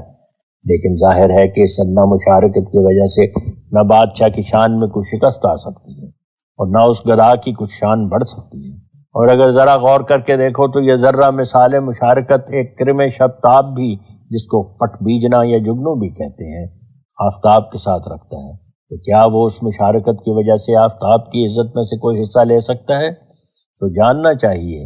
کہ در حقیقت تمام فضیلتیں با اعتبار اعلیٰ درجہ کے کمال کے جو کمیت اور کیفیت کی روح سے حاصل ہو پیدا ہوتی ہیں۔ یہ نہیں کہ ایک حرف کی شناخت سے ایک شخص فاضل اجل کا ہم پایا ہو جائے گا، یا اتفاقاً ایک مصرع بن جانے سے بڑے شاعروں کا ہم پلہ کہلائے گا۔ ذرہ مثال شراکت سے کوئی نو حکمت یا حکومت کی خالی نہیں۔ اگر ایک بادشاہ سارے جہان کی حکومت کرتا ہے تو ایسا ہی ایک مزدور آدمی اپنی جھونپڑی میں اپنے بچوں اور اپنی بیوی پر حاکم ہے۔ رہی یہ بات کہ خدا تعالیٰ نے نیک بختوں اور بدبختوں میں مشارکت کیوں رکھی، اور تخم کے طور پر غافلین کے گروہ کو نعمت غیبی کا کیوں حصہ دیا، اس کا جواب یہ ہے کہ الزام اور اتمام حجت کے لیے تا اس تخمی شراکت کی وجہ سے ہر یک منکر کاملوں کی حالت کا گواہ ہو جائے، کیونکہ جب کہ وہ اپنے چھوٹے سے دائرہ استعداد میں کچھ نمونہ ان باتوں کا دیکھتا ہے جو ان کاملوں کی زبان سے سنتا ہے، بس اس تھوڑی سی جھلک کی وجہ سے اس کے لیے یہ ممکن نہیں کہ اپنے سچے دل سے ان الہامی امور کو بکلی غیر ممکن سمجھے۔ سو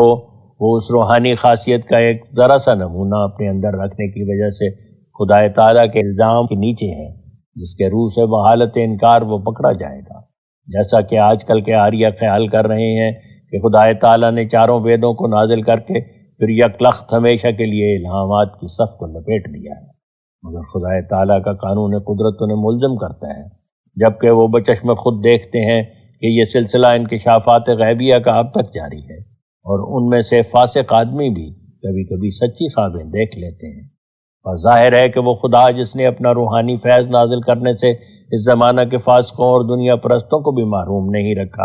اور ان پر بھی باوجود فقدان کامل مناسبت کے کبھی کبھی ارشاد فیض نازل کرتا ہے، تو اپنے نیک بندوں پر جو اس کی کامل مرضی پر چلیں اور اکمل اور اتم طور پر اس سے مناسبت رکھیں، کیا کچھ نازل کرتا نہیں ہوگا۔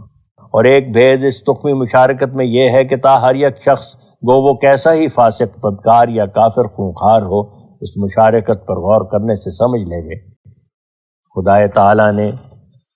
اسے ہلاک کرنے کے لیے پیدا نہیں کیا، بلکہ اس نے اس کے اندر ایک ترقی کی راہ رکھی ہے، اور اس کو بھی تخم کے طور پر ایک نمود دیا ہے جس میں وہ آگے قدم بڑھا سکتا ہے، اور وہ فطرتاً خدا تعالیٰ کے خوان نعمت سے محروم نہیں ہے۔ ہاں، اگر آپ بے راہی اختیار کر کے اس نور کو جو اس کے اندر رکھا گیا ہے غیر مستعمل چھوڑ کر آپ محروم بن جائے، اور ان طبی طریقوں کو جو نجات پانے کے طریق ہیں دیدہ و دانستہ چھوڑ دے گے، تو یہ خود اس کا ساختہ برداختہ ہے، جس کا بد نتیجہ اسے بھگتنا پڑے گا۔ یاد دہانی، جو کچھ ہم نے رسالہ فتح اسلام میں الہی کارخانہ کے بارے میں جو خداوند عز و جل کی طرف سے ہمارے سپرد ہوا ہے، 5 شاخوں کا ذکر کر کے دینی مخلصوں اور اسلامی ہمدردوں کی ضرورت امداد کے لیے لکھا ہے، اس کی طرف ہمارے بااخلاص اور پرجوش بھائیوں کو بہت جلد توجہ کرنی چاہیے کہ تا یہ سب کام بآسن طریق شروع ہو جائیں۔ الراقم مرزا غلام احمد قادیان، ضلع گرداسپور۔ اطلاع و خدمت علماء اسلام، جو کچھ اس عاجز نے مسیح مسیح کے بارے میں لکھا ہے یہ مضمون متفرق طور پر 3 رسالوں میں درج ہے، یعنی فتح اسلام اور توضیح مرام اور ازالہ اوہام میں۔ بس مناسب ہے کہ جب تک کوئی صاحب ان تینوں رسالوں کو غور سے نہ دیکھ لیں تب تک کسی مخالفانہ رائے ظاہر کرنے کے لیے جلدی نہ کریں۔ والسلام علی من اتبع الہدی۔ الراقم، خاکسار، مرزا غلام احمد۔